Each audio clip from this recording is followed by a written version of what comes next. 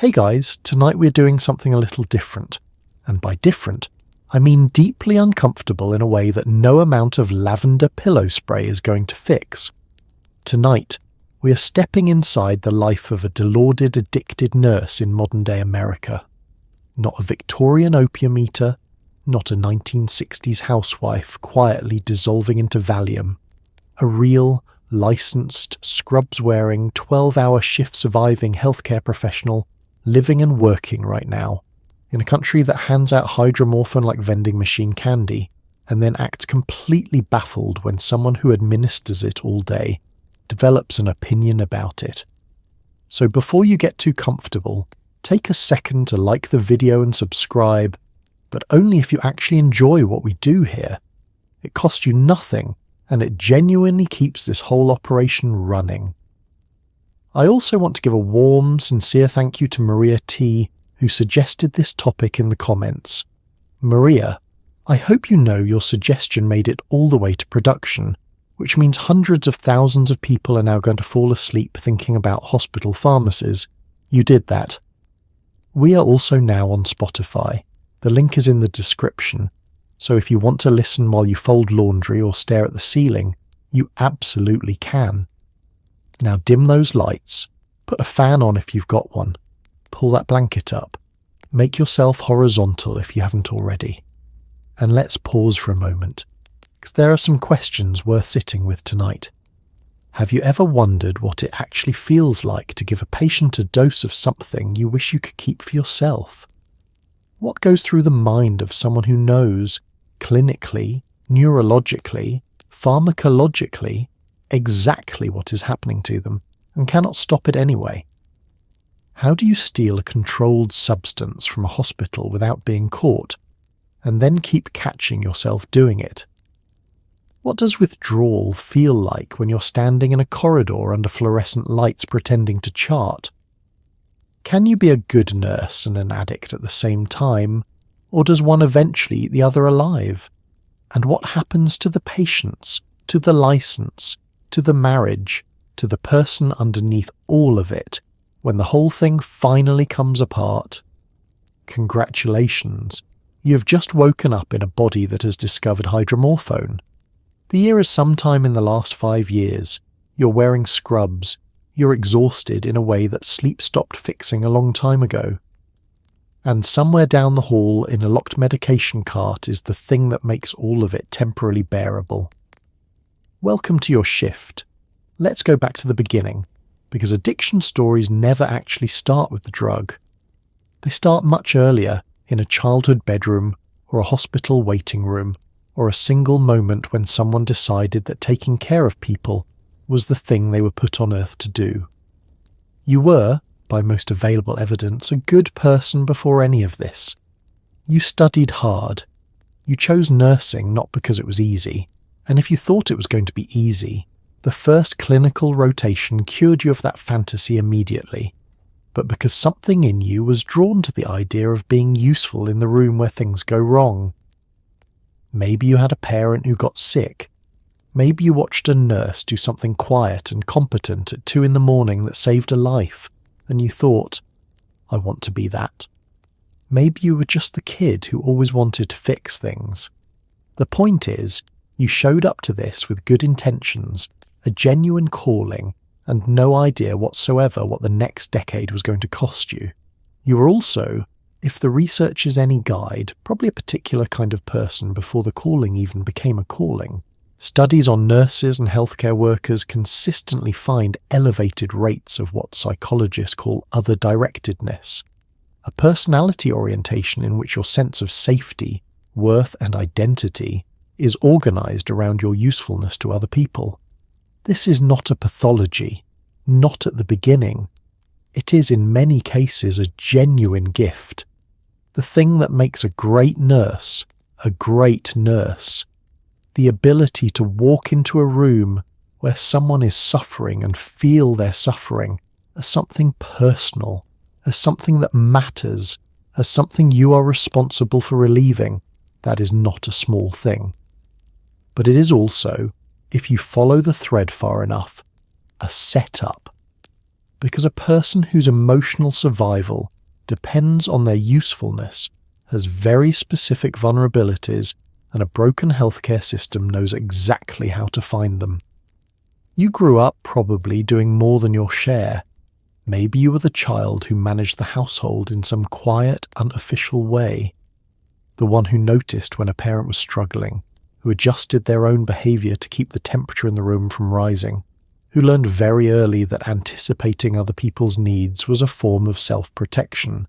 This is not unusual. It is, in fact, a description that fits a striking number of the nurses who eventually enter addiction treatment, according to the therapists who work with them. The clinical term is parentified child. The common experience is simply growing up feeling responsible for things children should not be responsible for, and then finding in adulthood a profession that formalizes and valorizes exactly that orientation. Welcome to nursing. You're perfect for this. That is the good news, and it turns out also part of the problem. None of this is deterministic. Most nurses with this background do not develop substance use disorders. Most nurses who develop substance use disorders do not divert. Most nurses who divert do not do it for years without anyone noticing. But when you are trying to understand how a person ends up in this particular place, not a careless person, not a dishonest person at baseline, but a careful, competent, genuinely dedicated person, you have to start where they started. You have to go back to the kid who wanted to fix things, because that kid is still in there, somewhere underneath the scrubs and the exhaustion and the terrible arithmetic of the tolerance curve, and understanding her is the only way any of this makes sense. Nursing school introduces you to Dilaudid the same way it introduces you to everything else, on a laminated card in a classroom with a multiple-choice test afterward. Hydromorphone, brand name Dilaudid, opioid analgesic, Schedule II controlled substance, approximately 5 to 10 times more potent than morphine by weight. Onset of action, 8 to 15 minutes intravenous. Duration of effect 3 to 5 hours. High risk for dependence. Administer with caution. You write it down. You memorize it. You pass the test. At this point in your life, Dilaudid is just a word, a clinical, slightly exotic-sounding word that belongs in the same mental category as potassium chloride and heparin drips. Things that are powerful, things that require attention, things you will handle carefully and professionally when the time comes. You have no idea that you're essentially being handed a map to a place you haven't decided to go to yet. Nursing school is, in many ways, a sustained exercise in learning how to be present inside other people's suffering without being destroyed by it. The clinical rotations expose you to things that most people your age are nowhere near. You hold the hand of someone who is dying. You change a wound dressing that requires a level of composure that your body does not yet have and has to rapidly acquire. You watch a patient code, and you participate in the resuscitation, and afterwards someone gives you 5 minutes and then you go back in. The curriculum teaches you the science. Nobody teaches you what to do with what you feel after. There is a phrase used in healthcare education, professional distance, and it describes a real and necessary skill. The ability to be present and effective without being consumed. What it does not describe is how to acquire that skill, or what happens to the feelings that professional distance requires you to set aside. Pain management is one of the most substantive and contested areas of nursing practice, and nursing school gives you the foundation of it in a way that is both academically rigorous and somewhat disconnected from what you will actually encounter in the field. You learn the analgesic ladder. You learn the difference between tolerance and dependence and addiction, and you learn that these are clinically distinct phenomena, which is correct and important, and will later feel personally ironic. You learn to use the pain scale, the 0 to 10, the FACES chart for pediatric patients, and you learn to take pain seriously as a clinical finding, not a performance. This is genuinely good training. Pain is undertreated in American hospitals, and nurses who advocate aggressively for their patients' pain management save people from suffering that is both unnecessary and harmful. But you also learn, in clinical rotations, something that the classroom did not fully prepare you for, what it looks like when Dilaudid works. Not in a textbook diagram, not in a pharmacokinetics graph, but in a person's face, the way someone who has been rigid with pain, shoulders hunched, jaw tight, eyes squeezed shut, the way that person changes when the medication reaches them. The tension leaves the face first, then the shoulders. The breathing changes. Something that was contracted opens. They sometimes say thank you in a voice that is almost not language, just relief finding its way out. You file this away. You're filing away a lot of things in nursing school, and most of them are exactly what they appear to be. This one is also exactly what it appears to be. It just has a longer story attached to it. Your first real nursing job hits you like a building falling sideways. Nothing in clinical rotations fully prepared you for the sustained, relentless, physically and emotionally grinding reality of floor nursing in an American hospital in the 2010s or 20s. The ratio, the number of patients assigned to each nurse, is higher than the textbook suggested it should be. The paperwork is a second job inside your first job. The electronic medical record system was designed. You become increasingly convinced by someone who has never spoken to a nurse. You're responsible for things that can kill people, and you're responsible for many of them simultaneously, and the margin for error is essentially zero. And the hospital's solution to the staffing shortage is to ask if you can pick up a Saturday. You're 23, 24, 25 years old.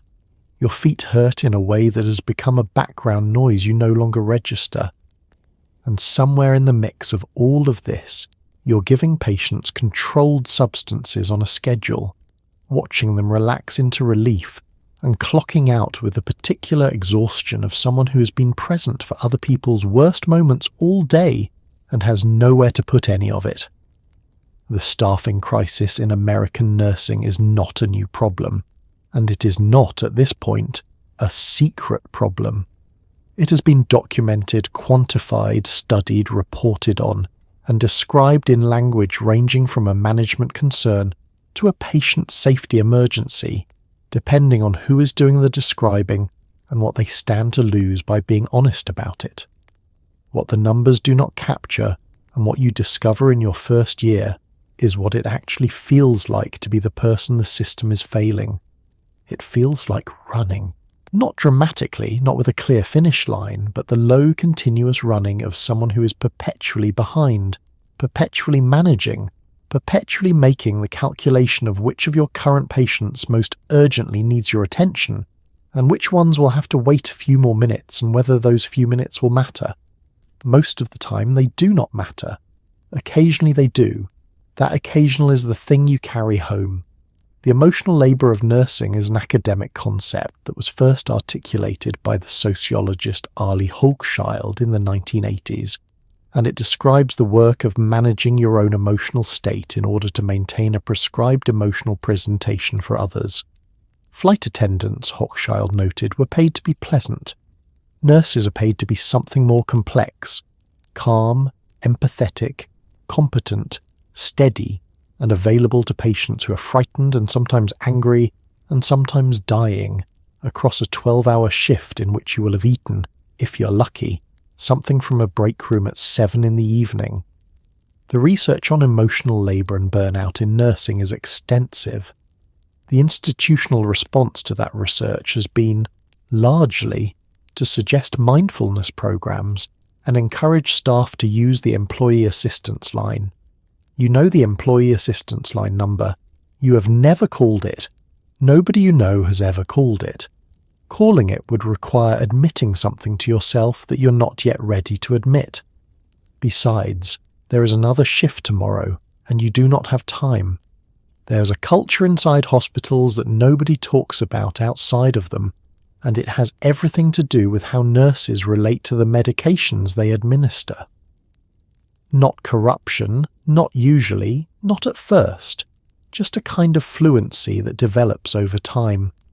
You learn to read a patient's pain without being asked. You learn which doctors write conservative orders and which ones will actually cover a suffering post-surgical patient appropriately. You develop strong opinions about pain management that are frankly more sophisticated than those of some of the residents you work with. And somewhere in that process of becoming expert in other people's pain, you also start paying a different kind of attention to the drugs themselves. Not taking them. Not yet. Just noticing. Noticing how quickly hydromorphone works. Noticing what it does to a patient's face, the way the tension leaves it. Noticing in a clinical and then in a less clinical way exactly what is in that syringe. The culture of nursing contains a running, mostly dark humoured commentary on the medications nurses administer that functions as a kind of professional intimacy. Nurses have opinions about drugs the way chefs have opinions about ingredients. Specific, experience-based, hierarchically arranged. The post-surgical nurses know the opioid rotation inside out. The ICU nurses have strong feelings about propofol. The oncology nurses know which antiemetics actually work and which are theatre. This knowledge is genuinely useful. It makes nurses better advocates for their patients. It also means that by the time you have been on the floor for a year or two, you know the pharmacology of every controlled substance in your medication cabinet, not just academically but experientially. You have watched these drugs work in real bodies, under real conditions, repeatedly. The cultural norms around drug diversion are complex. There is a formal culture, which is the one described in the compliance training. Diversion is a federal crime, it harms patients, it must be reported. And there is an informal culture, which is more complicated and more human. Most nurses, when they suspect a colleague of diversion, do not report it immediately. They watch. They hope they're wrong. They find reasons to explain what they are seeing. They feel the pull of loyalty and the weight of knowing what a report will do to a person's career. This is not cowardice. It is the entirely predictable response of people who care about each other working in conditions that produce enough stress to create the vulnerability in the first place. The informal culture is not a moral failure. It is a symptom of a system that has not adequately reckoned with what it asks of the people inside it. You are, throughout all of this, still doing your job. You are doing it well. You are the nurse that patients ask for by name. You are the one the new graduates come to with questions. You are the one who stays late when it matters. The drug culture you are developing, still internal, still observational, still pre-behavioural, coexists with genuine professional excellence in a way that will later seem impossible to explain to people who are not there. But it was there, and it was real, and it was happening inside a person who was also, simultaneously, a genuinely good nurse. That is the part that is hardest to hold. Not the fall, but the fact that the fall happened to someone who was, by any reasonable measure, doing everything right. This is the part everyone wants to know, and the part that is hardest to talk about, because it almost never looks the way people expect it to. There is usually no dramatic decision, no moment where a person stands in a supply room and thinks, yes, this is where I crossed the line. It is almost always quieter than that, and smaller and more understandable, which is the part that makes it genuinely frightening. Maybe it starts with a patient who doesn't need the full dose. Maybe it starts at the end of a shift after something terrible happened. A code that didn't go. A family that screamed at you. A body transferred to the morgue that you had been hoping, right up until the last moment, would not be going there. Maybe it starts because your back has been hurting for months and you are standing in a corridor at 3 a.m, and the solution to that particular problem is 12 inches away in a locked drawer, and you have the key.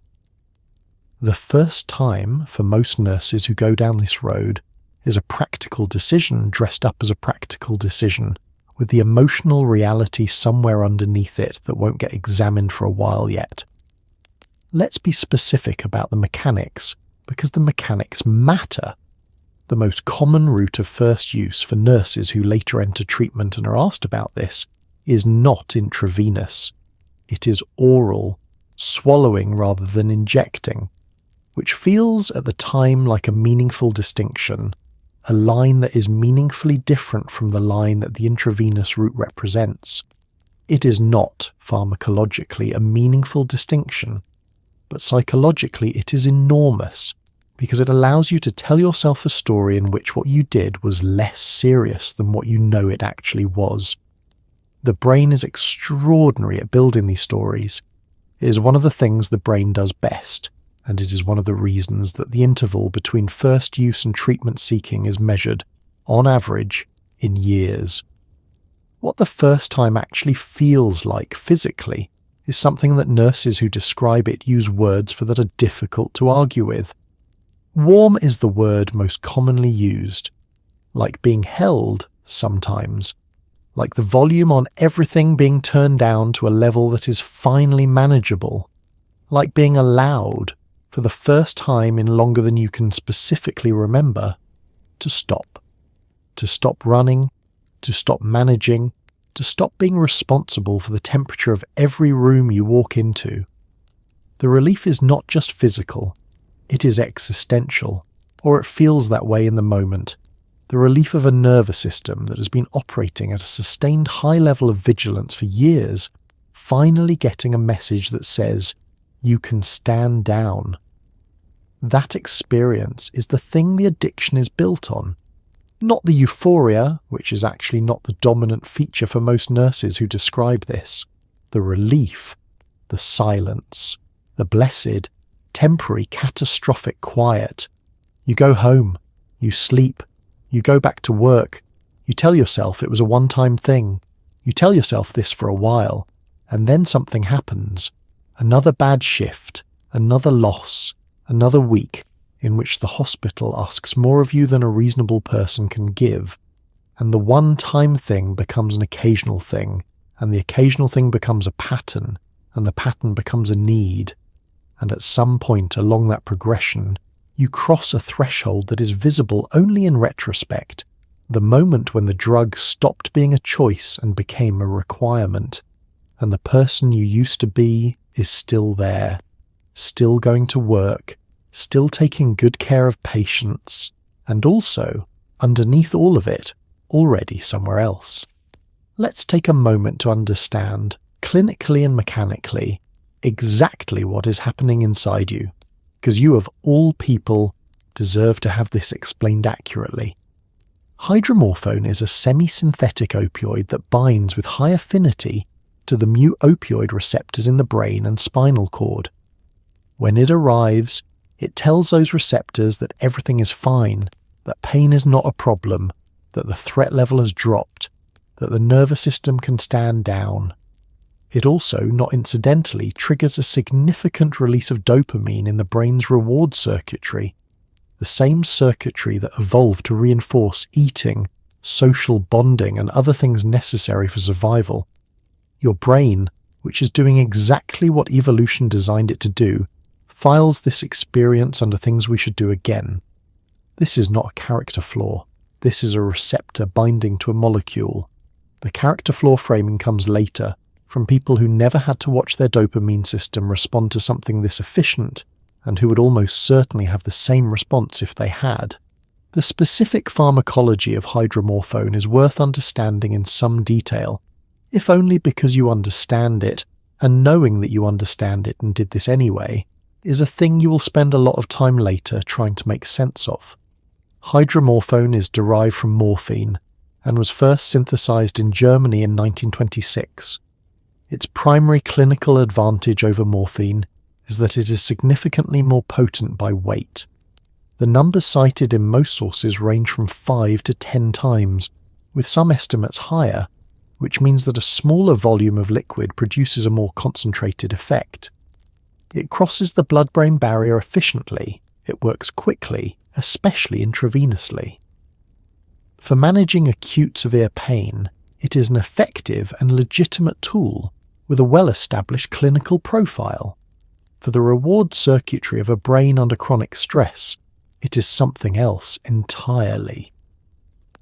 The neuroscience of opioid dependence involves several intersecting processes, each of which makes the next harder to reverse. The immediate effect, the dopamine release, the mu receptor activation, the sense of relief, trains the brain's prediction circuitry to associate cues related to the drug with the anticipation of that relief. This is classical conditioning, the same mechanism by which Pavlov's dogs learn to salivate at a bell. Except in this case the bell is a medication cart or a hospital corridor, or the sound of a drug drawer opening, and the salivation is a craving that arrives whether you want it to or not, because cravings are not voluntary. They are the learned predictions of a brain that has been taught to expect a particular chemical event in a particular context, and they persist long after the drug itself is gone. The second process is neuroadaptation. The brain's response to chronic opioid exposure is to downregulate its own opioid system, reducing receptor density and endogenous opioid production in order to maintain homeostasis. The practical consequence of this is that the brain, in the presence of regular opioid exposure, reorganizes itself around that exposure. Remove the drug and the reorganization becomes immediately apparent. The baseline that felt normal 6 months ago now feels, without the drug, like acute physical illness.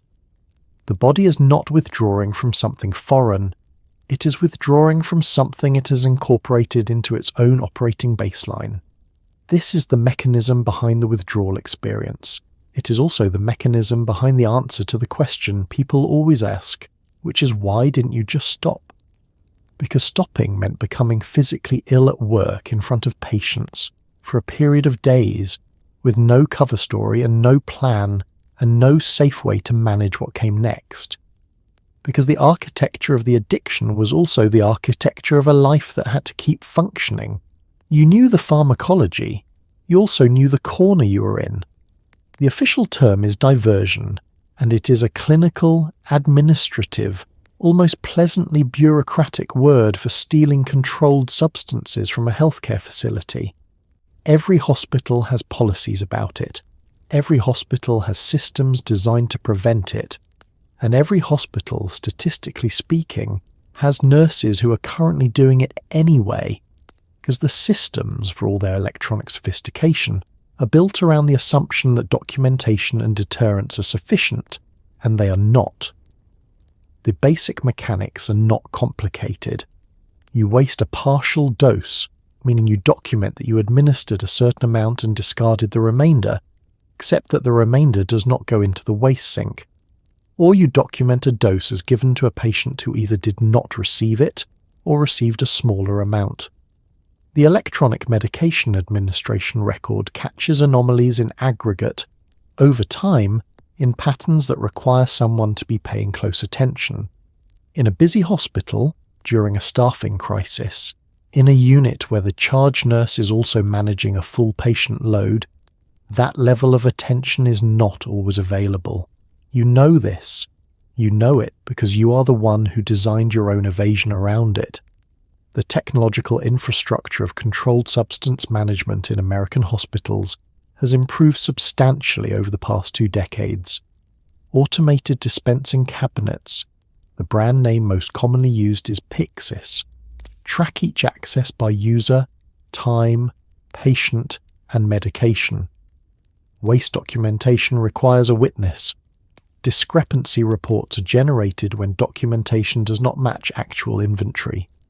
These systems are genuinely useful deterrents and have caught many cases of diversion. They are not foolproof for several reasons. Witnesses to waste can be distracted, trusting, or complicit. Discrepancies in high-volume units generate a volume of alerts that can overwhelm the capacity of anyone to investigate each one in real time. And the person doing the diverting is often the most experienced, most trusted, most competent nurse on the floor, the last person anyone is looking at closely. The experience of actively managing a diversion scheme while simultaneously functioning as a healthcare professional is described, by nurses who have been through it and come out the other side, as cognitively exhausting in a way that compounds everything else. You're doing two jobs simultaneously: the visible job of nursing, which requires full presence and clinical competence, and the invisible job of maintaining the fiction that everything is normal, that the documentation is accurate, that the waste sink received what the sink is recorded as receiving. These jobs run in parallel at all times. There are no days off from either of them. The mental overhead of the concealment becomes, over time, a significant source of the stress that the drug is being used to manage, which is the kind of irony that would be funny if it weren't so precise. You're stealing the drug that helps you cope with the stress of stealing the drug. The arithmetic was never going to work in your favour. The quantities diverted are in most cases relatively small per incident, a fraction of a dose here, a partial vial there, which is part of what allows it to continue. The aggregate over time is not small. According to federal drug diversion estimates, healthcare workers divert millions of doses of controlled substances annually in the United States. The number of people affected by each of those diversions, patients who received inadequate pain management, patients who received saline instead of analgesic and were not told, is not tracked in any systematic way, because tracking it would require confronting the scale of a problem that the healthcare system has a structural interest in not fully confronting. Here is what your colleagues see: a competent nurse, maybe even a great one, experienced, reliable, slightly intense, the kind of person who picks up extra shifts and who you want in the room during a crisis, because they stay calm and they know what they are doing. What they do not see, what no one sees, at least not yet, is the calculation running underneath all of it, the constant low-level management of timing and access and documentation, the mental energy dedicated to making sure the two lives do not touch each other in any visible way. You are not the nurse stumbling in late or dropping things or nodding off at the station.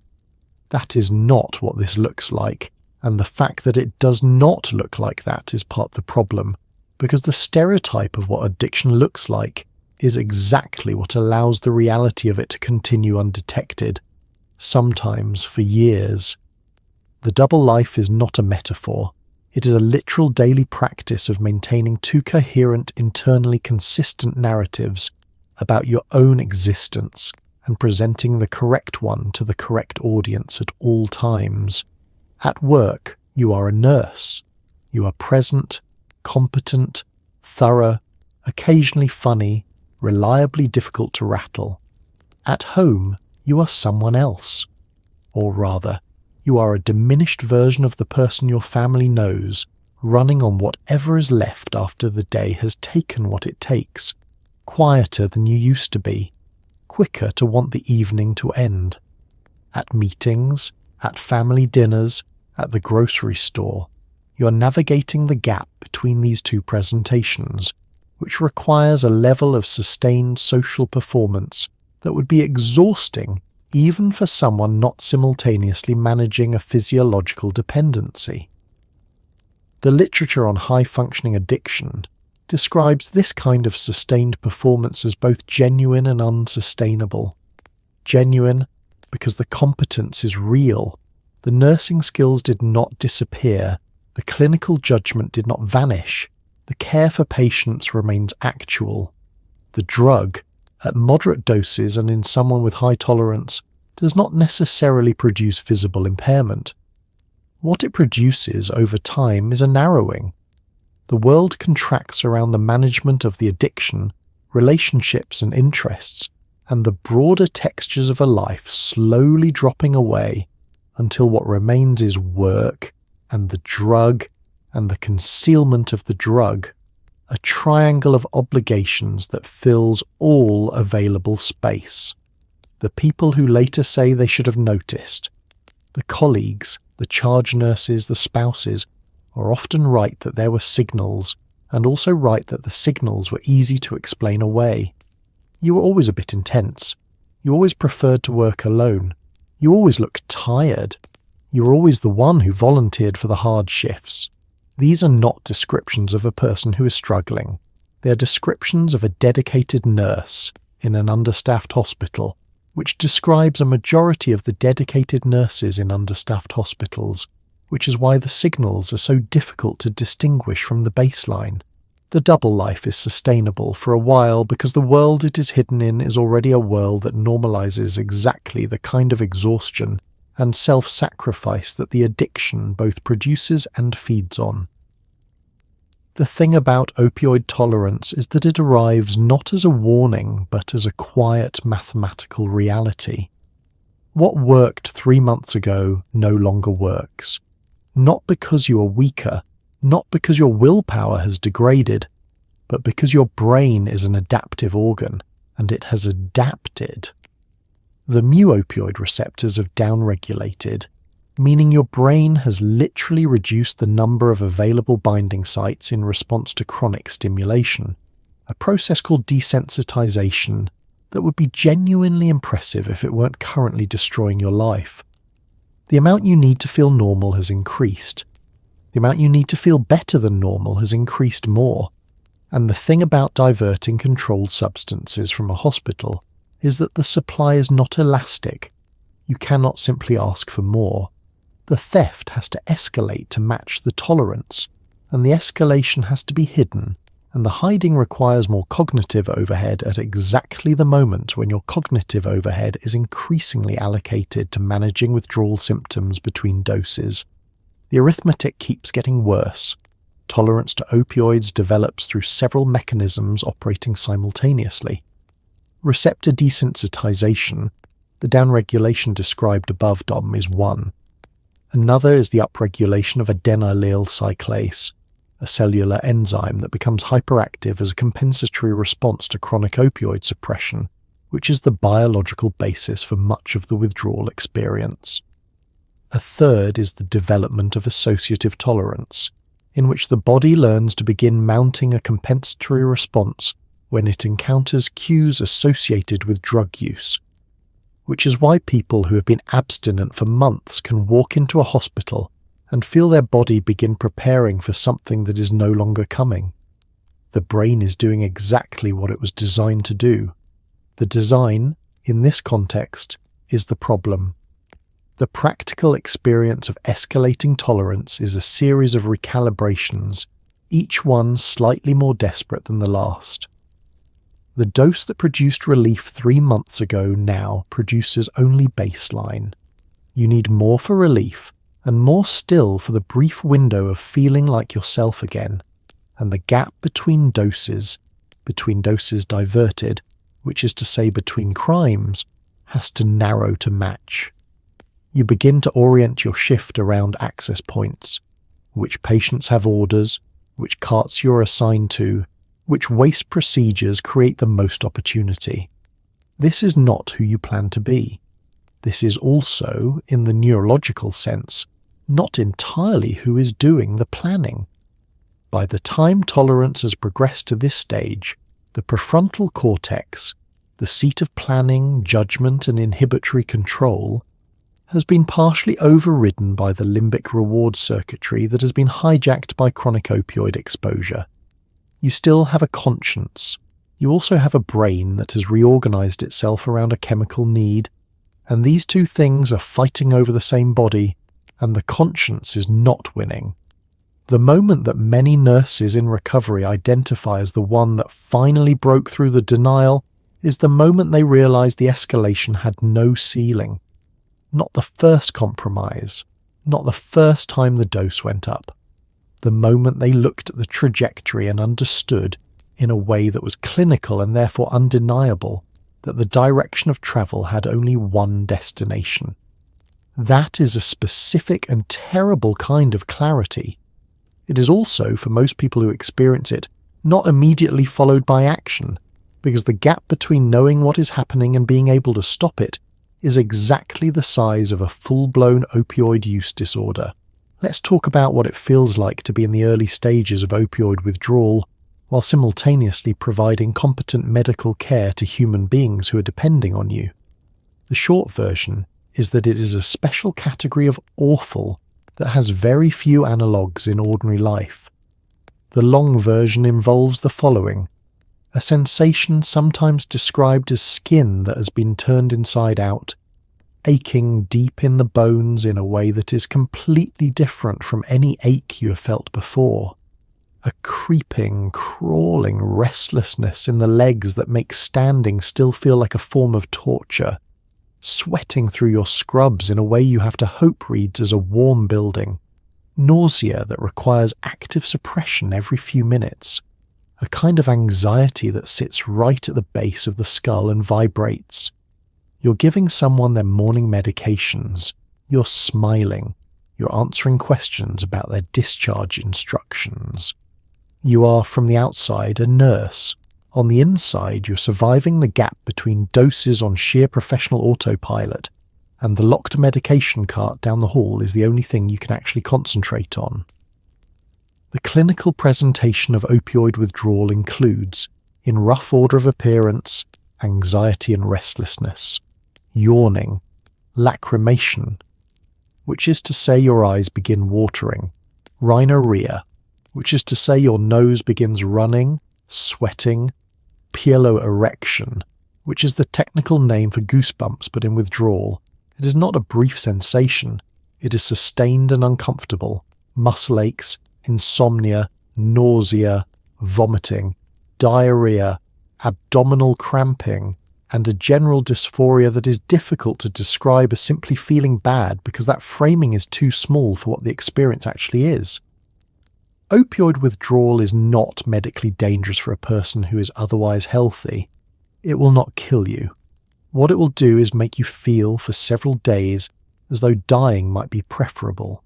This is a medical opinion shared widely among people who have been through it, and it explains a great deal about why the drug is used again.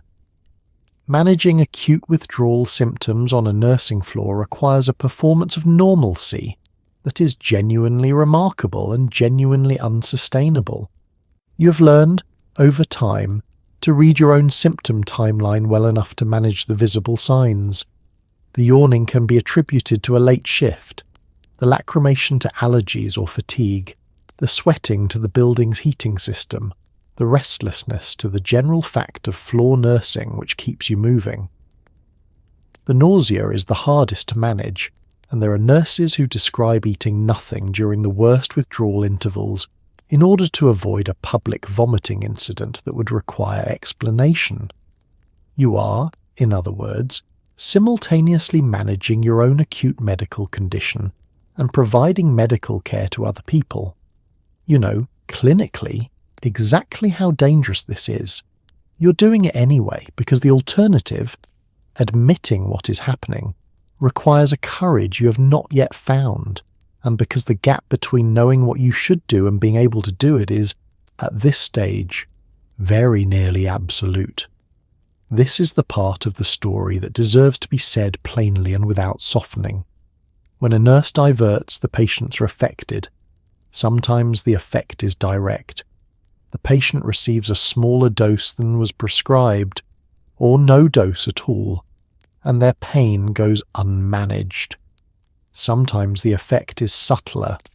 A nurse whose cognitive and emotional resources are consumed by addiction may be physically present but not fully available in the ways that good nursing requires. It is possible to be, simultaneously, a person who genuinely cares about patients and a person whose illness is causing harm to those same patients. And the weight of holding both of those true things at once is something that nurses who eventually enter recovery describe as one of the most difficult parts of the whole experience. Not the withdrawal, not the arrest, not the loss of the license, the knowledge of what the disease may have cost the people they were trying to help. The patient harm question is one that the healthcare system has a structural incentive not to examine too closely, because examining it fully would require confronting both the individual accountability of the nurse and the systemic failures that produced the conditions for this to happen in the first place. What is documented in legal proceedings, in nursing board cases, in the thin public record that exists on this subject, tends to focus on the diversion itself rather than on the downstream effects on specific patients. This is partly because documenting patient harm from diversion is methodologically complicated. How do you establish that a patient's inadequate pain control was caused by diversion rather than by undertreated pain, which is already endemic in American hospitals, or by the limits of the medication itself? The harm is real. The measurement of it is incomplete. What nurses in recovery describe when they talk about this is not a clean accounting. It is rarely possible, looking back, to identify specific patients and specific instances of harm with certainty.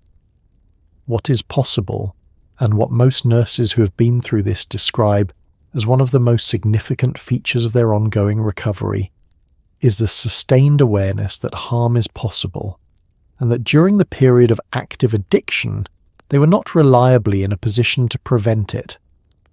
This awareness does not operate as guilt in the punishing, self-destructive sense that some early recovery produces. In the most functional accounts, it operates as a kind of moral attention, a commitment to honesty about what happened that is not self-indulgent but also not minimized. The patients were real. What happened to some of them may have been real. Living with that is part of the work. There is a whole life outside the hospital that is also being managed, or mismanaged, or quietly dismantled while all of this is going on. A partner who notices that something is different but cannot name it. Conversations that used to happen that no longer happen. The way you move through a social event now, monitoring your own behavior, calculating whether your affect is reading as normal, drinking coffee to compensate for the sedation, then wondering if the coffee is making you seem anxious. Birthday dinners where you're physically present and emotionally somewhere in the parking lot. The small withdrawals from intimacy that seem, each one individually, like nothing. Just fatigue, just a hard week, just the job, which everyone agrees is a hard job, until the accumulation of them adds up to a person who has become a stranger to the people who love them most, in a house that still looks completely normal from the street. Intimate partners of people with substance use disorders describe, in the research literature and in their own accounts, a particular experience of knowing and not knowing simultaneously what is sometimes called the family secret that everyone is keeping from themselves. They notice changes in behavior, in mood, in availability. They receive explanations that are plausible but not quite satisfying. They accept those explanations because the alternative, questioning them, pressing, naming what they think they are seeing, is terrifying in ways they may not be able to articulate, and also because the person they are living with has become very good at managing exactly this kind of scrutiny. The partner is not naive. They are managing the same cognitive dissonance you're managing. From the other side of a wall you both know is there and neither of you will name. The practical life deteriorates in specific ways. Financial strain develops, because sustaining a drug habit within a salary, even a decent nursing salary, has limits. Plans are cancelled, promises are made and then quietly not kept. The emotional texture of the relationship, the small rituals of partnership that are the actual substance of a shared life, gradually empties out, replaced by the management of the addiction's various needs, the timing, the secrecy, the moods that the partner has to work around without knowing what they are working around. Children, if there are children, register all of this at a frequency adults can no longer quite hear. The apartment looks normal. The life is hollowing out from the inside, the way certain very old trees do, still standing, still green, the outside completely intact while the core has become something else entirely. Every state nursing board in America has a formal process for investigating and disciplining nurses who divert or who are found to be practicing while impaired, and that process does not care about your good intentions or your years of exemplary service or the extenuating circumstances of the healthcare system that contributed to the conditions in which this happened. What the nursing board cares about is the license, which is a legal authorization to practice, and which can be suspended or revoked if you are found to have violated the standards of safe practice. The loss of a nursing license is not just a career interruption. For most nurses, it is the loss of a professional identity that has been central to their self-conception for their entire adult life. It is the loss of the one context in which, even during the worst of the addiction, they still felt competent and necessary and real.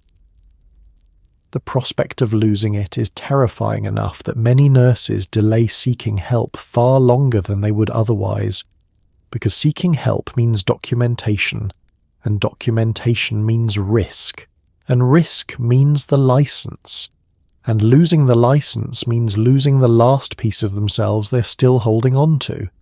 State nursing boards are independent regulatory bodies created to protect the public, and their disciplinary processes are not treatment programs. They are licensing proceedings with the logic of a professional accountability system rather than a healthcare system. This means that what happens to a nurse who is found to have diverted is not primarily determined by what would be most likely to produce recovery, but by what the board considers necessary to protect the public from an impaired practitioner. These are not the same thing, and the tension between them runs through the entire landscape of nursing addiction and recovery in ways that are not well resolved. The alternative to discipline programs that most states now operate are an attempt to address this tension. These programs, sometimes called peer assistance programs, sometimes impaired nurse programs depending on the state, or allow nurses who self-report or who are identified through an employer before formal board action to enter a monitored recovery track rather than immediately facing full disciplinary proceedings. The theory is that nurses who enter treatment voluntarily are more likely to recover successfully than nurses who are disciplined into it, and the research supports this. The practice is more complicated because self-reporting requires a nurse to voluntarily walk into the regulatory system that controls their livelihood, while in active addiction, without any guarantee of what the outcome will be. The courage this requires is not small, and the fact that many nurses do not do it until they have no other option is not a character failure. It is an entirely rational response to a system that has not made the path to help clearly safe. The detection of drug diversion in hospitals is, in practice, less like a sting operation and more like a slow accumulation of pattern recognition by people who are finally paying attention.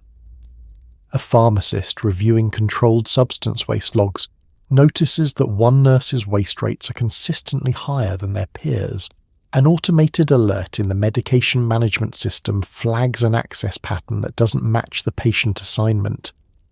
A colleague mentioned something to a charge nurse, something small, something they couldn't quite articulate as a concern but that has been sitting with them. Sometimes it is a patient complaint. The pain medication didn't seem to help. The nurse gave me a shot and it didn't do anything. Sometimes it is the nurse themselves, in a moment of exhausted honesty, who makes it happen. And sometimes it is a urine drug screen ordered for an unrelated reason that comes back positive and changes the entire direction of a conversation that was supposed to be about something else entirely. The technology-driven detection methods have improved significantly in the past decade. Controlled substance analytics software can now identify diversion patterns with a level of sophistication that was not available even 10 years ago. Aberrant access times, waste anomalies, administration to order ratios that deviate significantly from a nurse's own historical pattern, or from unit benchmarks. These systems work when someone is configured to review their outputs and has both the time and the authority to act on what they show. The implementation of these systems across American hospitals is uneven, and the reviews they require add to the workload of pharmacy and compliance departments that are themselves often understaffed. The human detection pathway, a colleague noticing and reporting, is complicated by everything the culture of nursing brings to it. Loyalty. the awareness of what a report will do to a person's career, the genuine uncertainty about whether what you're seeing is what you think it is, the fear of being wrong and destroying someone's professional life over a suspicion, the particular difficulty of reporting a friend, a mentor, someone who covered your patients during a difficult night, and whose fundamental goodness you have no reason to doubt. Most nurses who eventually report a colleague describe a long period of watching before acting, months sometimes, during which they told themselves the explanations they were being given and waited for evidence that would make the reporting feel obligatory rather than chosen. The delay is not negligence. It is the entirely human experience of not wanting to be the person who makes something terrible happen, even if the terrible thing is already happening and you are not the one making it so. The meeting where it becomes official has a particular texture that nurses who have been through it describe in remarkably similar terms. It is usually a small conference room. There is someone from human resources, and there is someone from the compliance department, and sometimes there is a nurse manager who cannot quite meet your eyes. They have a printout. The printout has numbers on it, access times, administration records, waste documentation, dates and quantities, and the numbers tell a story that is completely legible to everyone in the room. You're asked if you have anything to say. You may have rehearsed something for this moment, or you may find that the rehearsed version is nowhere available to you now that the moment has arrived. What people describe feeling, more than anything else, is not fear and not shame. Though those are present, it is relief, which is a strange thing to feel in a room like this, but which makes perfect sense once you understand that the secret has been the thing that has been killing you, and the secret is now gone.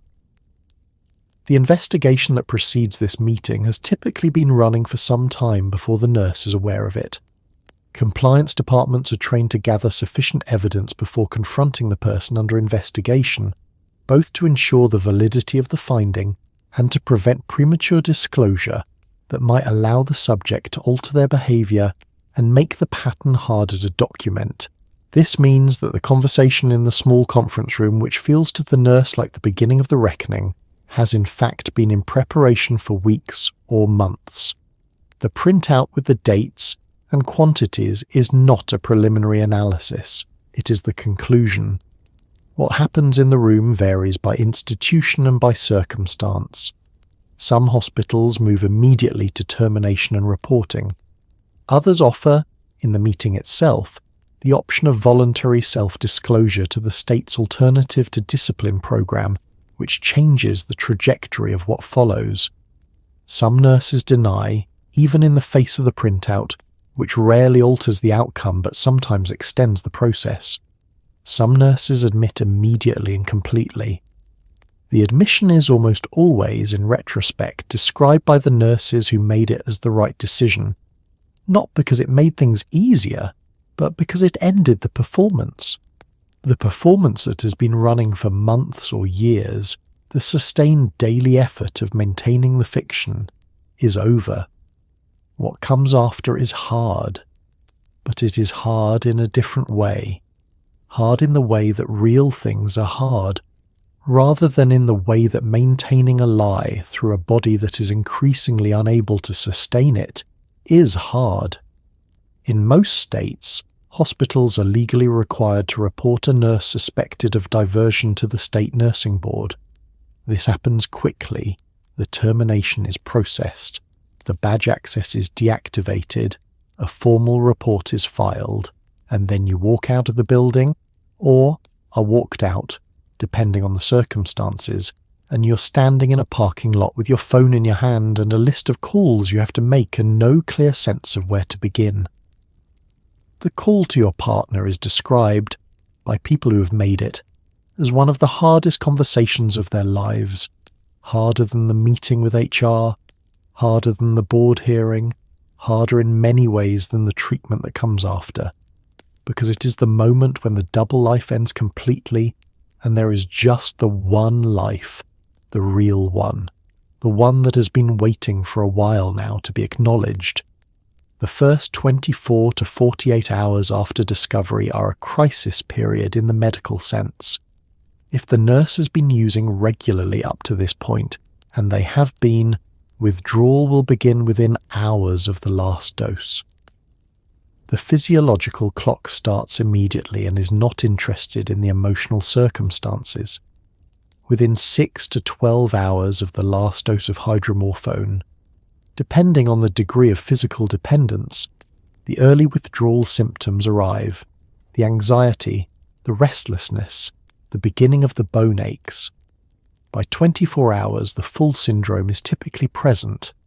This means that the hardest conversations of a person's life, the phone calls, the disclosures, the first interactions with the treatment system they may not have navigated before, are happening while their body is in acute withdrawal.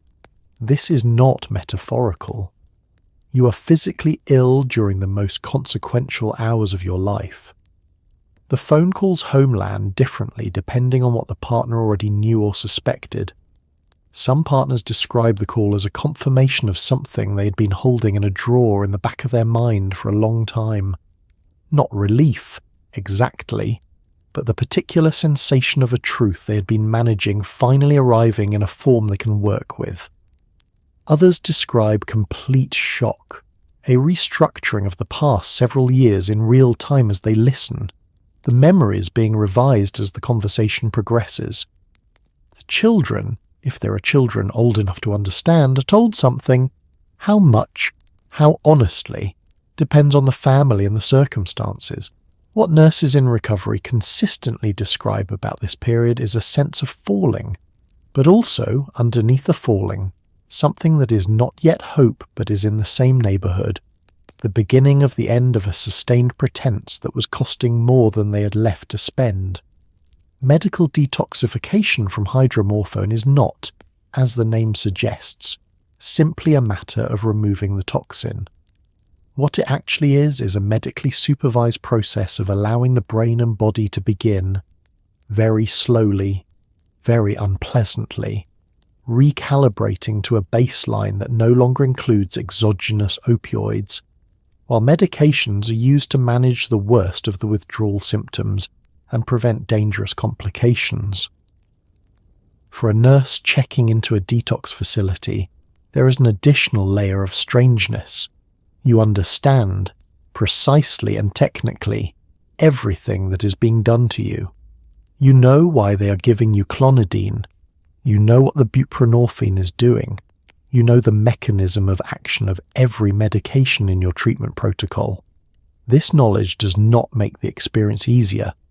What it does is give you something clinical to hold on to, while the rest of you falls apart, which turns out to be its own kind of comfort. The medical detoxification protocol for opioid dependence typically involves one of two approaches. The first is a taper, in which a longer-acting opioid such as methadone is substituted for the drug of dependence and then gradually reduced over days to weeks, allowing the nervous system to adjust incrementally rather than in freefall. The second is the use of buprenorphine, the partial agonist, which both treats the withdrawal symptoms and begins establishing the foundation for ongoing medication, assisted treatment, if that is the route the person chooses. Adjunct medications are used to manage specific symptoms: clonidine for anxiety and autonomic instability, anti-nausea medications, non-opioid analgesics for the muscle and bone pain, sleep aids for the insomnia that is a prominent feature of early opioid withdrawal, and that makes everything else harder to manage. For nurses in detox, the experience of being a patient is disorienting in a specific way. You are accustomed to being the one who administers, who monitors, who explains. You're not accustomed to being the one in the bed, receiving the medications, having your vital signs checked, being observed for complications by someone who is younger and less experienced than you, and who has no idea that the person in the bed could tell them the pharmacokinetics of every drug in their crash cart. There is something both humbling and oddly useful about this disorientation. The role of patient forces a kind of surrender of professional identity that many nurses in treatment describe as necessary. The first admission that the expertise and the competence, which have been the central features of your self-image for your entire adult life, did not protect you from this. They were not supposed to protect you from this. They were never that kind of armor. Understanding this, really understanding it, in the bones rather than just in the chart, is one of the beginning-level realizations of recovery. One of the things that nurses who have been through addiction treatment describe as genuinely transformative is the discovery of who else is there. There is a surgeon recovering from fentanyl dependence that started after a shoulder surgery 3 years ago. There is a high school teacher whose story involves alcohol, then benzodiazepines, then whatever was available. There is a 22-year-old whose story is shorter than yours and somehow also worse. There is a retired firefighter who is not particularly interested in talking. There is someone who reminds you in some unnameable way of a patient you lost once, and sitting across from them at dinner every night is its own kind of processing. You came into treatment expecting to find the people from the addiction awareness videos, the cautionary tales, the before pictures. What you found instead were people, complicated and specific and not at all reducible to their diagnoses, doing the same hard thing you are doing. The residential treatment environment for most nurses who enter it is the first sustained experience of genuine peer support they have had in years, possibly ever, in this particular register of honesty. The double life required isolation. The competence required a front. The professional identity required maintaining a presentation that could not accommodate vulnerability. In treatment, the presentation falls away by design and by necessity, and what is underneath it turns out to be something that other people in the room recognize, not because they are nurses or because their drug of choice was the same, but because the architecture of the hidden life, the management of appearances, the shrinking of the real self, the exhaustion of sustained concealment is something they all know.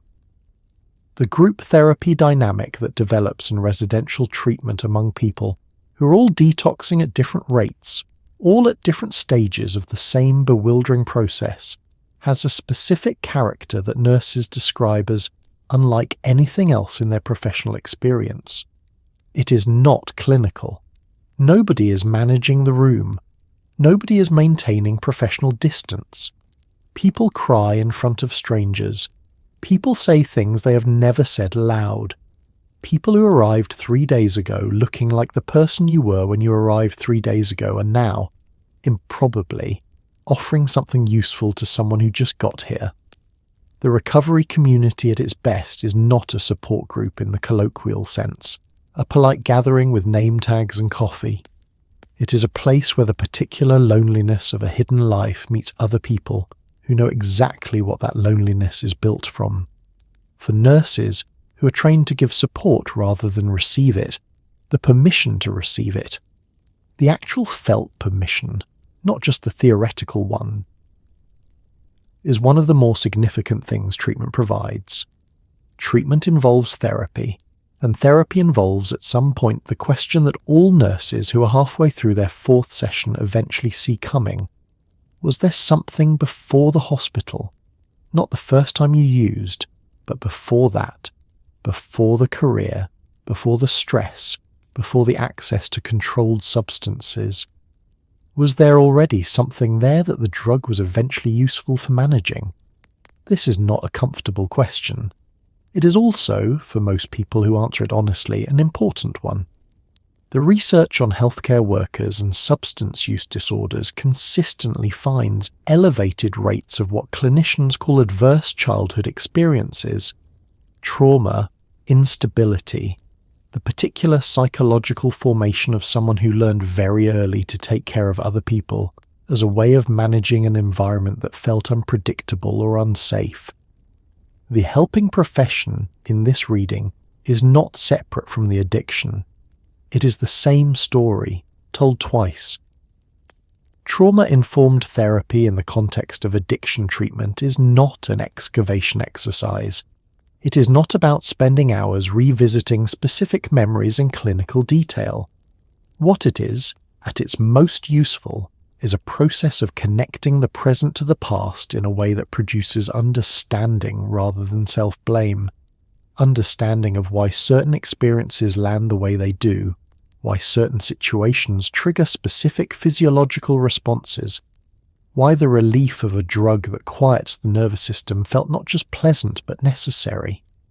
The Adverse Childhood Experiences Research, the ACE study, which followed more than 17,000 participants and found dose-response relationships between childhood trauma and adult substance use, among many other outcomes, is not a framework for determining how damaged you are. It is a framework for understanding what the adaptive strategies of childhood look like when they have outlived their usefulness and become the problem they were originally trying to solve.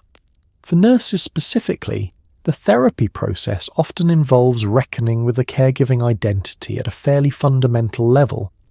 The care for patients was real. The competence was real, but underneath it, for many nurses in treatment, there is also a version of caregiving that was never entirely about the patient. A version that was about being necessary, being valued, managing other people's pain, because managing your own was a skill that was never developed. This is not a comfortable realization. It is also, for most people who arrive at it in the context of recovery, one of the most useful things that treatment provides. Not a reason to stop caring for people, but a cleaner, more sustainable reason to do it, one that does not require your own depletion as the price of admission. Medication-assisted treatment for opioid use disorder is simultaneously one of the most evidence-supported interventions in all of addiction medicine, and one of the most politically contested, which tells you something useful about how America thinks about both addiction and medication. Buprenorphine, the active ingredient in Suboxone, is a partial opioid agonist that reduces cravings and prevents withdrawal without producing the full euphoric effect of drugs like hydromorphone. The evidence for its effectiveness in reducing relapse, overdose, and mortality is extremely robust. And yet, in the context of nursing boards and monitoring programs, a nurse on Suboxone is often still treated as an active substance user rather than as a person in medically managed recovery, which means that the medication most likely to help them return safely to practice is also the medication that most complicates their path to doing so. The irony of this, for a nurse who knows the pharmacology in her bones, is not lost. The three primary medication options for opioid use disorder are buprenorphine, methadone, and naltrexone, each with a different mechanism and a different profile of evidence and practical utility. Buprenorphine's partial agonism means that it occupies the mu-opioid receptor and prevents withdrawal and craving without producing significant euphoria, especially at the doses used clinically. Methadone is a full agonist with a long half-life, typically dispensed through specialized opioid treatment programs, effective but requiring daily clinic attendance for the first phase of treatment.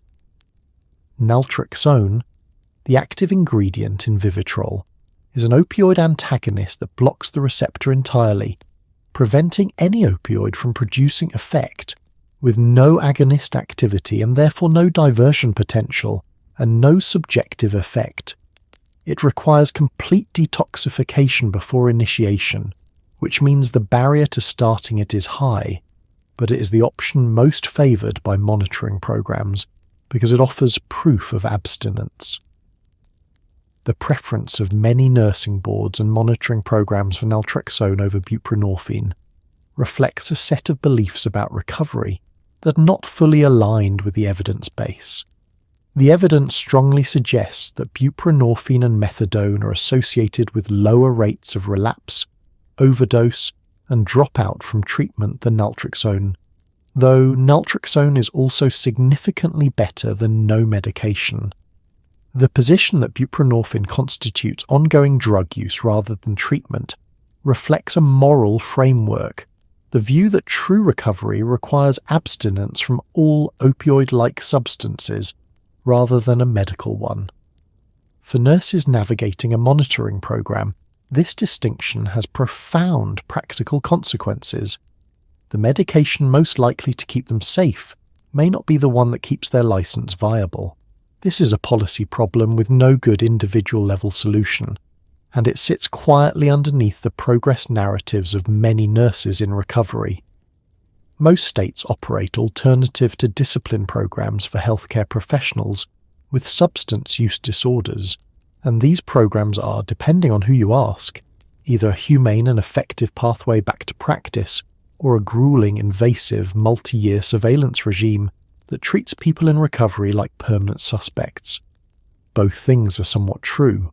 The programs typically require abstinence from all controlled substances, regular urine drug screens, participation in 12-step or equivalent programs, supervised practice, limitations on the types of settings where you can work, and periodic reporting to the monitoring body. For nurses in recovery, the monitoring program is often the structure that makes return to work possible. It is also, not infrequently, experienced as a source of chronic stress that makes maintaining recovery harder, which is a dynamic that the programs themselves are only beginning to reckon with. The mechanics of a typical monitoring program are as follows. Following completion of initial treatment, which may be a residential program, an intensive outpatient program, or both in sequence, the nurse enters a monitoring agreement with a duration typically ranging from 2 to 5 years depending on the state and the circumstances. During this period, they submit to urine drug screens at frequencies that vary, but may be as high as several times per week during early monitoring, decreasing over time as compliance is demonstrated. They attend 12-step meetings and provide documentation of attendance. They work in settings where practice is supervised and where controlled substance access is either restricted or specially monitored. They report any changes in employment, health status, or living situation. Some programs require regular check-in calls or meetings with a case manager. The surveillance is extensive and, by design, difficult to fake. The experience of this surveillance is mixed. For nurses who describe their monitoring program positively, the structure it provides is experienced as genuinely supportive, external accountability that fills the gap left by the internal regulation that the addiction compromised. It creates a reason not to use when the internal reasons are not yet fully formed. It provides a community of other monitored healthcare professionals, which reduces isolation and normalizes the recovery process in a professional context. For nurses who describe the monitoring program negatively, the experience is one of constant precariousness. The sense that a single positive screen, or a work-related injury that requires pain medication, or any deviation from the program's requirements could end a career that has been rebuilt at enormous personal cost. This is not irrational. It is an accurate reading of the terms. Living under that kind of contingency for years is its own form of chronic stress, and the interaction between that stress and the ongoing demands of recovery is something the field is still learning to manage. Not everyone who goes through treatment and monitoring returns to nursing. Some people decide that the clinical environment, the access, the stress, the particular combination of emotional demands and pharmacological proximity is simply not a place they can safely inhabit in recovery, and they find other work, other identities, other ways of being useful in the world. This is not failure. This is, for some people, the most honest and self-aware thing they ever do. For others, returning to nursing is the goal, the thing they held on to through detox and therapy and monitoring, the proof that the disease did not take everything. These returns are sometimes straightforward and sometimes profoundly complicated. Complicated by colleagues who know, by patients who don't, by the locked medication cart that is once again 12 inches away, and now requires a different relationship with what that proximity means and costs and asks of you every single shift. The decision about whether to return to nursing is not straightforward for reasons that go beyond access. There is a meaningful body of evidence suggesting that healthcare professionals in recovery from substance use disorders can return to clinical practice safely, with appropriate monitoring and support, and with outcomes that are comparable to or better than the general population of people in recovery. The structure of the professional role, clear expectations, meaningful work, the use of skills that represent a significant investment, can be protective. The sense of purpose that nursing provides, when it is experienced as a genuine choice rather than a compulsion, can be a substantial recovery asset. But the specific environment of floor nursing, the ratio, the documentation burden, the emotional labour, the chronic understaffing, the physical demands, is not a low-stress environment, and stress is a relapse trigger of well-documented potency. Nurses returning to clinical practice in monitoring programs frequently describe the first months back as the most demanding period of their entire recovery, more demanding in some ways than the acute phase of early sobriety. They are managing the monitoring requirements, the workplace readjustment, the reconstruction of professional relationships, and the daily proximity to the drug or class of drugs that organize their addiction, all simultaneously. Those who succeed at this describe doing so not through willpower, but through deliberate structural protection, stable recovery support, clear limits on overtime, regular contact with a therapist or sponsor, and a level of transparency with a trusted supervisor that most would have found unimaginable 2 years before. The return to nursing, when it works because the nurse has built a different architecture for their life, one that was not there before, and that the addiction, paradoxically, created the conditions for constructing. It would be incomplete to tell this story without examining the institution, because the institution is not a neutral backdrop. American hospitals have for decades depended on a culture of nurse self-sacrifice that normalizes chronic overwork, understaffing, emotional suppression, and the pathologizing of normal human limits. The research on burnout in nursing is extensive and damning. The research on the relationship between burnout, moral injury, and substance use is growing. The expectation that nurses will simply absorb the stresses of a broken healthcare system without developing any kind of maladaptive response to it is not a realistic expectation. This is not an exoneration. The diversion was real, and the harm was real, and the responsibility is real. But the question of why so many nurses end up in this particular place, with access to these particular substances, in these particular working conditions, is not a question about individual moral failure. It is a question about a system that produces this outcome with depressing regularity and then expresses surprise each time. Moral injury is a term borrowed from military psychology that has gained substantial traction in healthcare in recent years.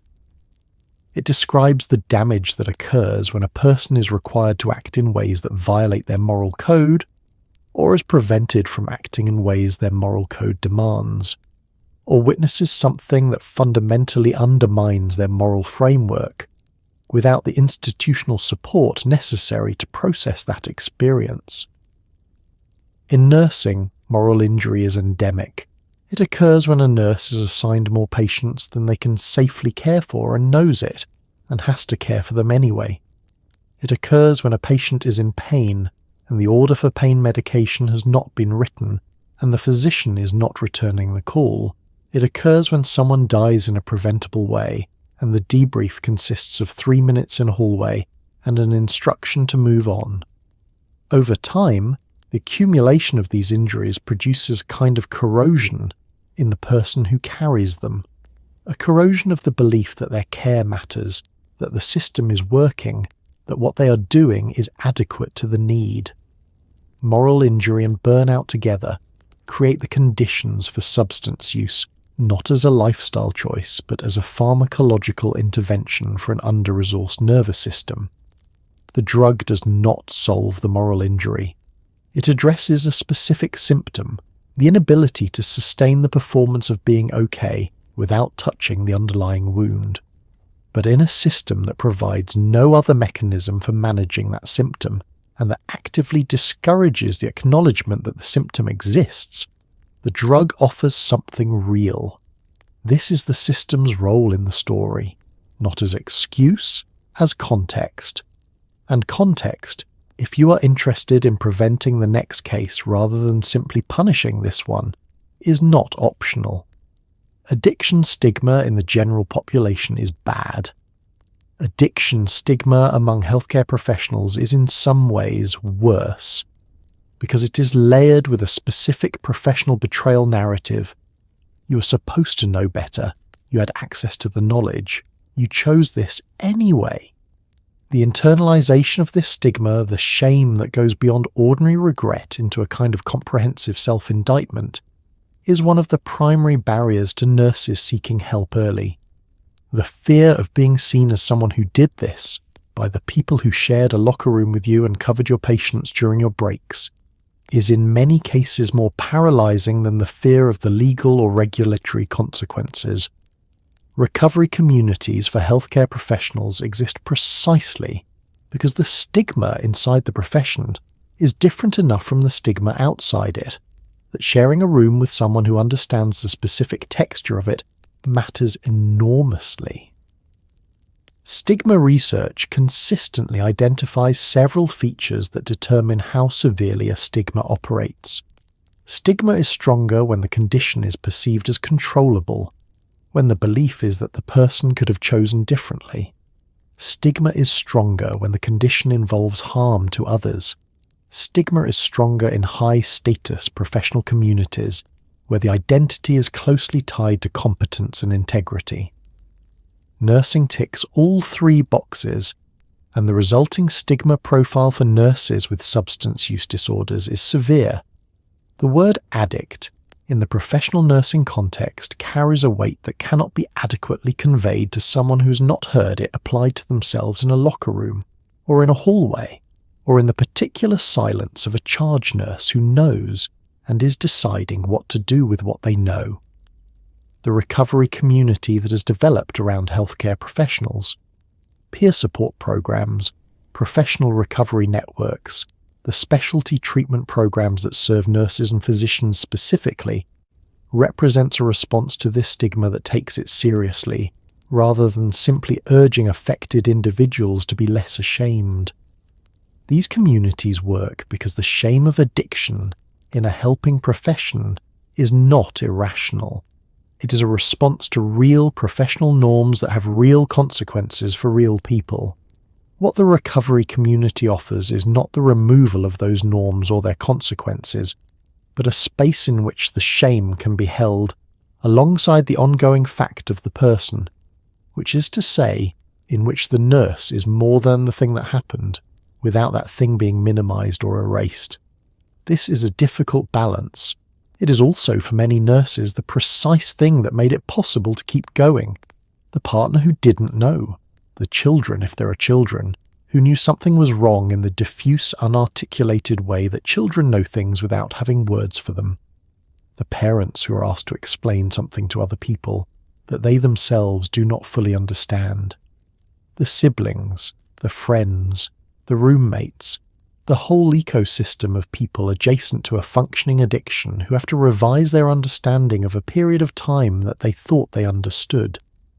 What emerges from the accounts of families who have been through this, in memoirs, in research, in the testimonies that addiction treatment programs increasingly collect, is something more complex than the simple story of betrayal and recovery. It is a story about how much a person can hide, and for how long, and what it means for the people who loved them to discover that the person they thought they were living alongside was simultaneously living somewhere else entirely.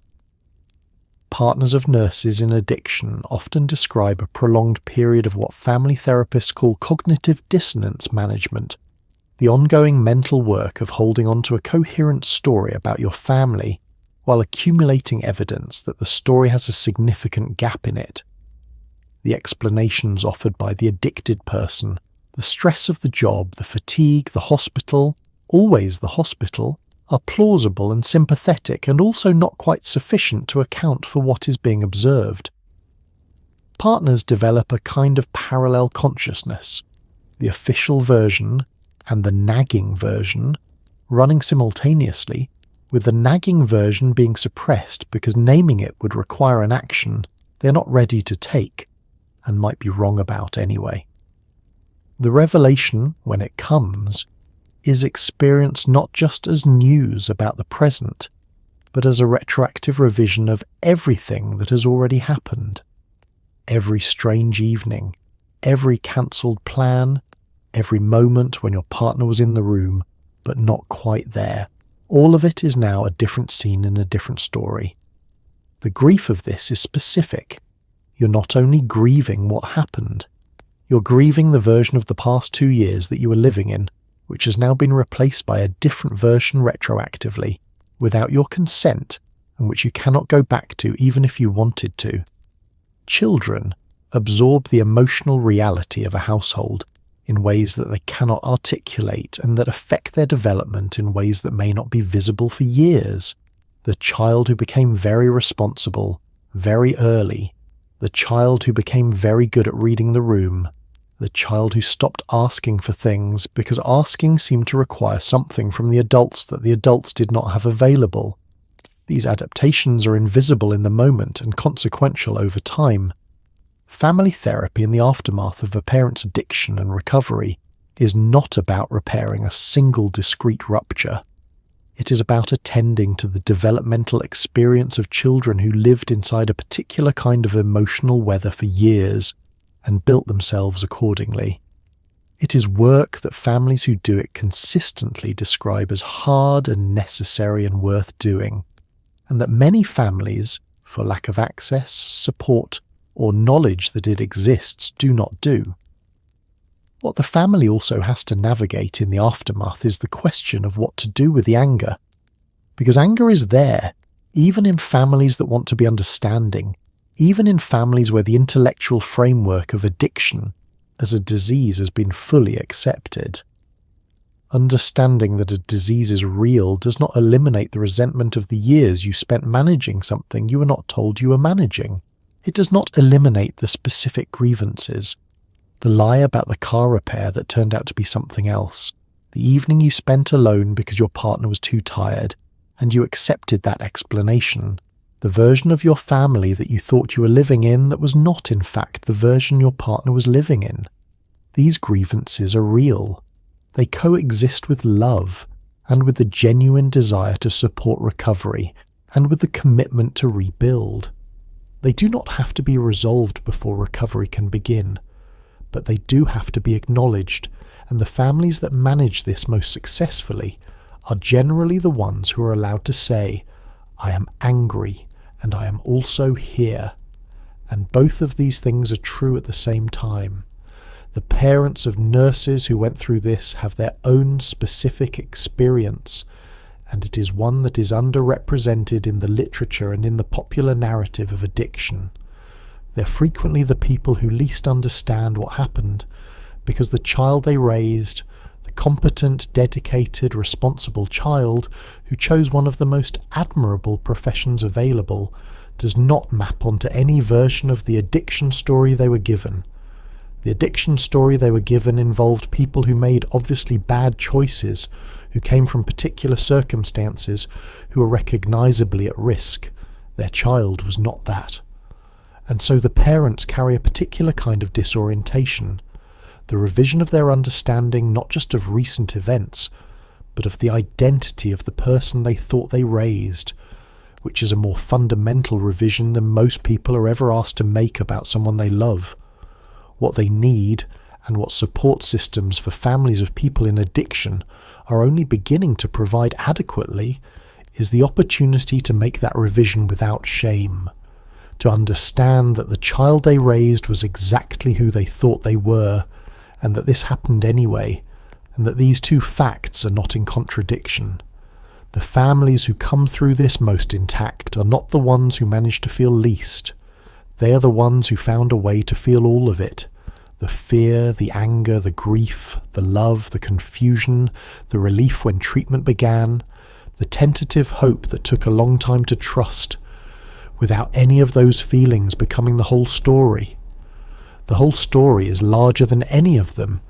It includes a person who is sick and is getting better, a family that was hurt and is healing, and a set of relationships that have been stripped down to something more honest and more durable than the comfortable version that preceded them.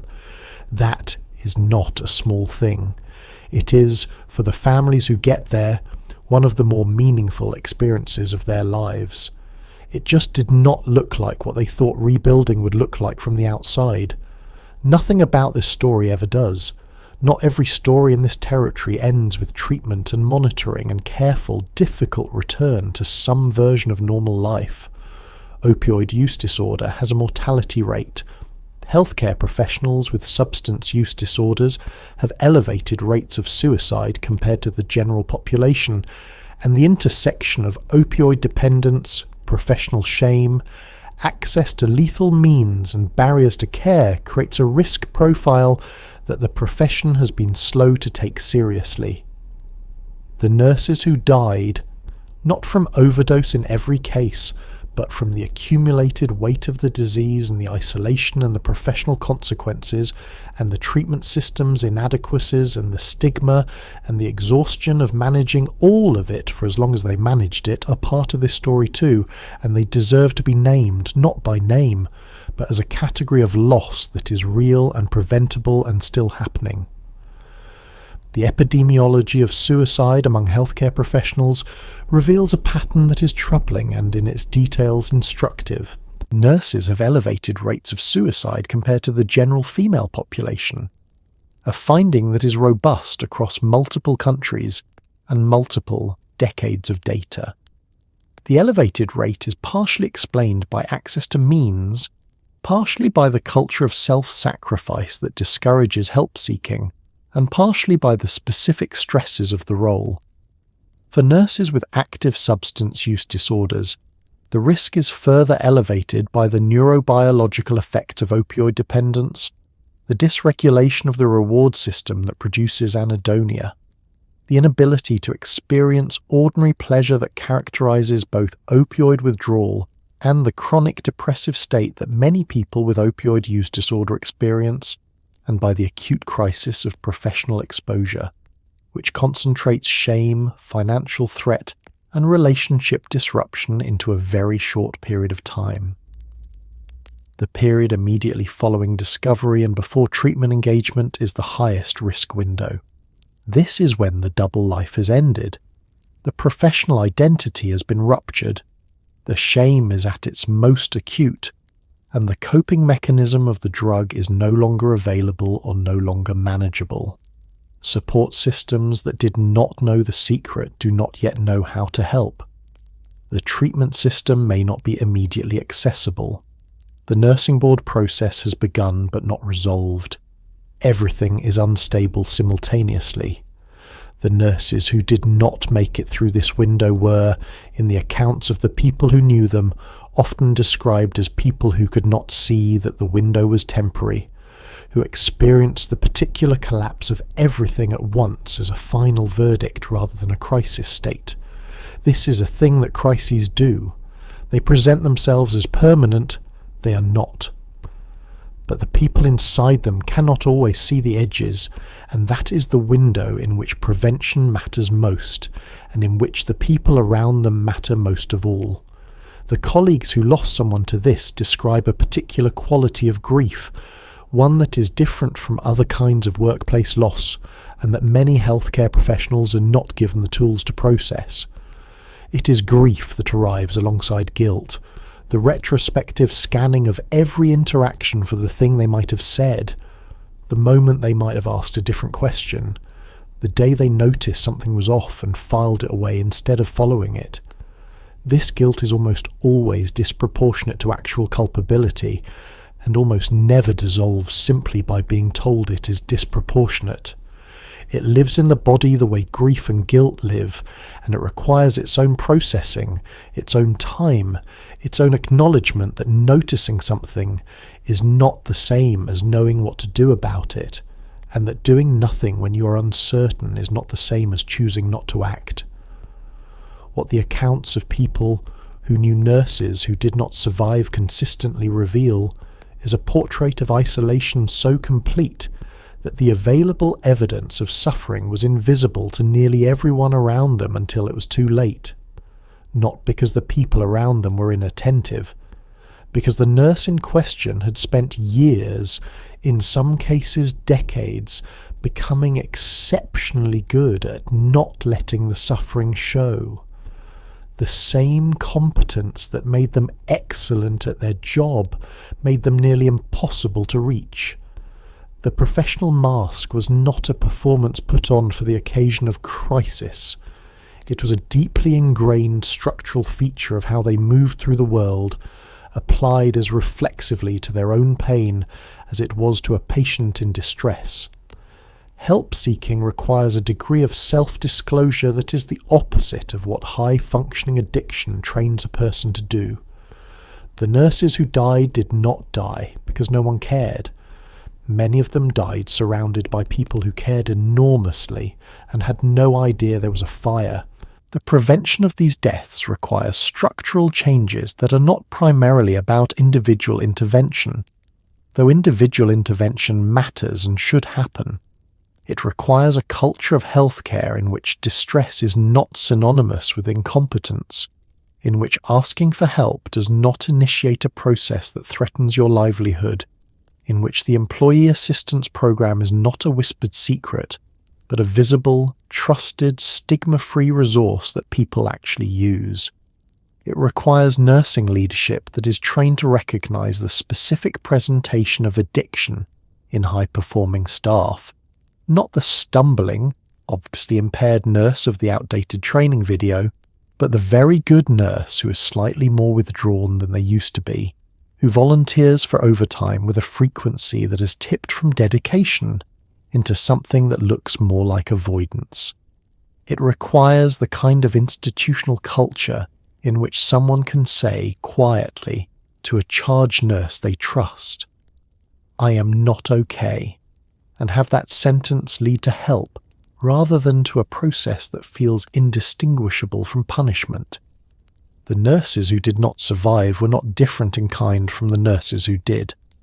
They were in a different place when the window closed, with different resources available, or different circumstances, or a slightly worse timing of the various forces that determine whether a crisis leads to treatment or to the end of the story. This is not a comfortable thing to know. It is also the most important thing about this category of loss. It was not inevitable. It was the product of specific, identifiable, changeable conditions. And as long as those conditions remain unchanged, the number in this category will keep growing, quietly, in hospitals that will hold small, sad memorials and then move on to the next shift, because there is always a next shift and someone has to cover it.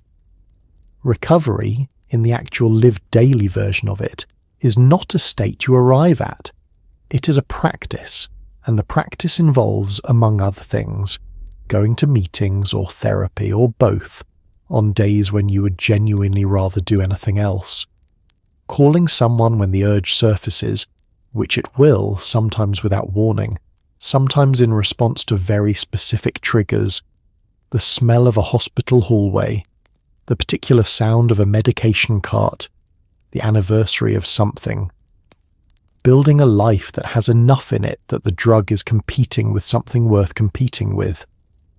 Relearning how to feel normal feelings at normal intensities without immediately reaching for something to adjust them. Sitting with discomfort, which sounds small, and is in practice one of the most demanding ongoing disciplines a human being can undertake. This is what the after photo doesn't show, and it is also where the actual work is. The neuroscience of recovery is, in some ways, more encouraging than the popular narrative about addiction suggests, and in some ways more demanding. The brain is not permanently destroyed by opioid dependence. The neuroplasticity that enabled the addiction also enables recovery. The same adaptive capacity that reorganized the brain's reward circuitry around the drug can, over time and with the right conditions, reorganize it around other sources of meaning, pleasure, and motivation. This process is not immediate. The research on recovery timelines suggests that the neurobiological changes associated with opioid dependence take months to years to substantially reverse, which explains why the first year of recovery is the highest risk period for relapse. The brain is still in the process of rebuilding the architecture that the drug replaced. Daily recovery, for most nurses who describe it, is organized around a small set of non-negotiable practices, the things that, when skipped for long enough, predict deterioration. Regular attendance at a support community, regular contact with a sponsor or accountability partner, regular therapy, a sleep schedule that is protected because sleep deprivation is a reliable cue for craving, and craving is not something you want to face underslept. Physical activity, not as a wellness aesthetic but as a genuine nervous system regulator. Exercise produces endorphins and dopamine through the same pathways that the drug hijacked, and regular access to those pathways through non-chemical means is documented to reduce craving. The structure sounds written out like a lot. It is a lot. It is also substantially less than what the addiction required. The addiction required everything. Recovery, at its most demanding, requires some things, regularly, on days when you feel fine and on days when you don't. The difference between those two asks is the difference between a life that is shrinking and a life that is expanding, and most nurses in long-term recovery describe the expansion slowly, imperfectly, with setbacks, as one of the most significant experiences of their adult lives. There is a particular feature of early recovery that nurses describe with a specificity that makes it worth naming.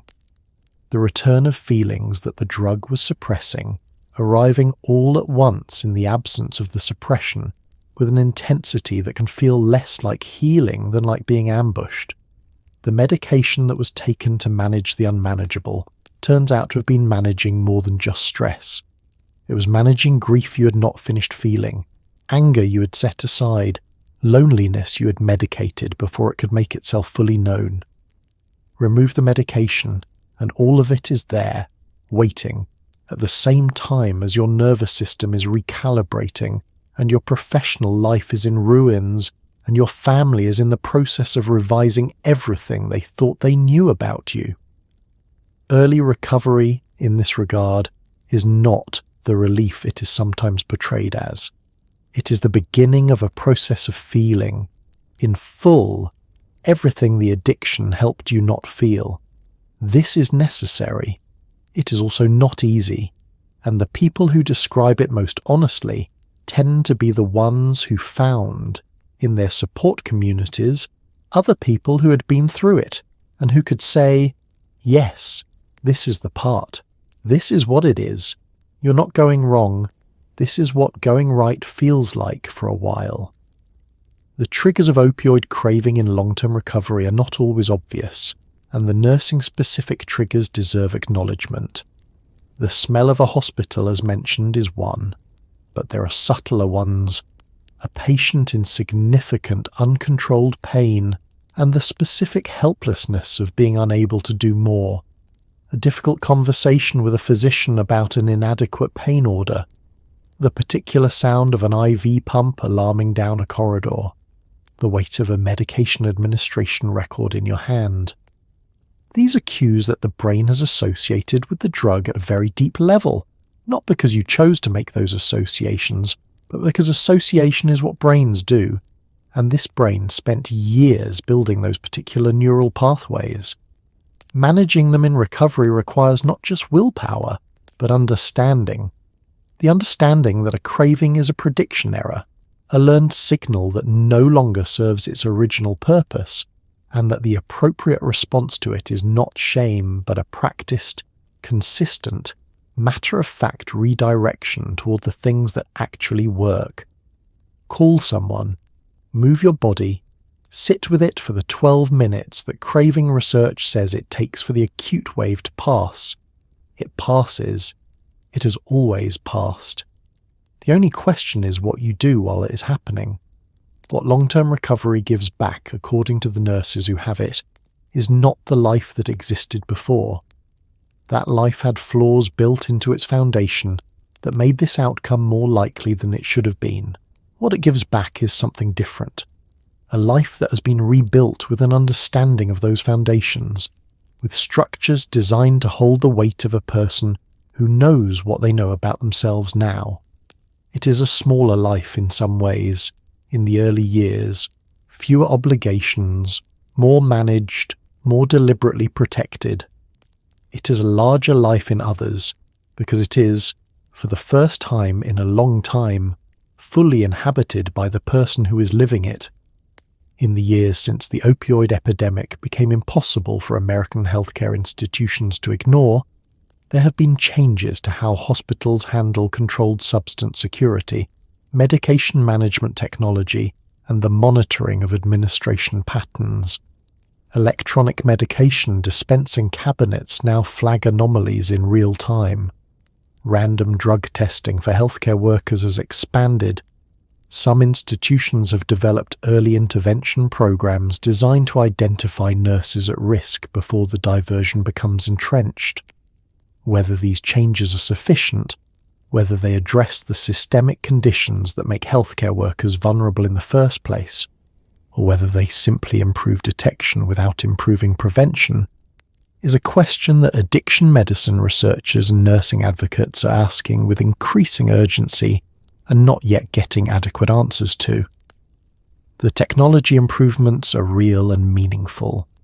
Controlled substance management platforms that use machine learning to identify diversion patterns have detected cases that would previously have gone undetected for significantly longer, and earlier detection means earlier intervention, which means better outcomes for both the affected nurse and the patients in their care. The implementation of these systems has been uneven, concentrated in larger, better-resourced hospital systems with dedicated pharmacy compliance infrastructure, and the nurses in smaller rural or community hospital settings, where the resources for sophisticated monitoring are not available, remain in an environment where detection depends primarily on human observation, with all the delays and missed signals that implies. What has not adequately changed is the underlying staffing crisis, the ratio problem, the moral injury problem, the emotional labour problem, the culture of nursing that treats distress as unprofessional and help-seeking as weakness. The American Nurses Association, the National Institute for Occupational Safety and Health, and multiple major nursing organisations have issued calls for systemic change, mandated nurse-to-patient ratios, protected mental health support, peer assistance programs in every institution, destigmatization of help-seeking as a professional norm. The evidence behind these recommendations is strong. The implementation is slow and in many cases dependent on institutional goodwill and budget availability rather than regulatory mandate. This is, to put it plainly, not fast enough. The nurses who are going to end up where you ended up are already in the buildings. They are already tired. The drug is already in the cart. Whether what is in place to help them is adequate is a question with a known answer that the system has not yet fully chosen to act on. There is a tension that runs through every institutional conversation about nurse well-being in the post-pandemic landscape, and it is the tension between genuine concern and structural unwillingness. The concern is real. Hospital administrations that have watched their nursing workforce deteriorate through burnout, through resignation, through exactly the kind of catastrophic individual failures that this script describes, are not indifferent to the problem.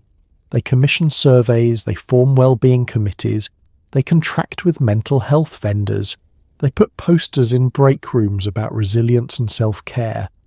These efforts are not nothing. They're also not sufficient, and the insufficiency is not primarily a resource problem, though resources are genuinely constrained. It is a structural problem.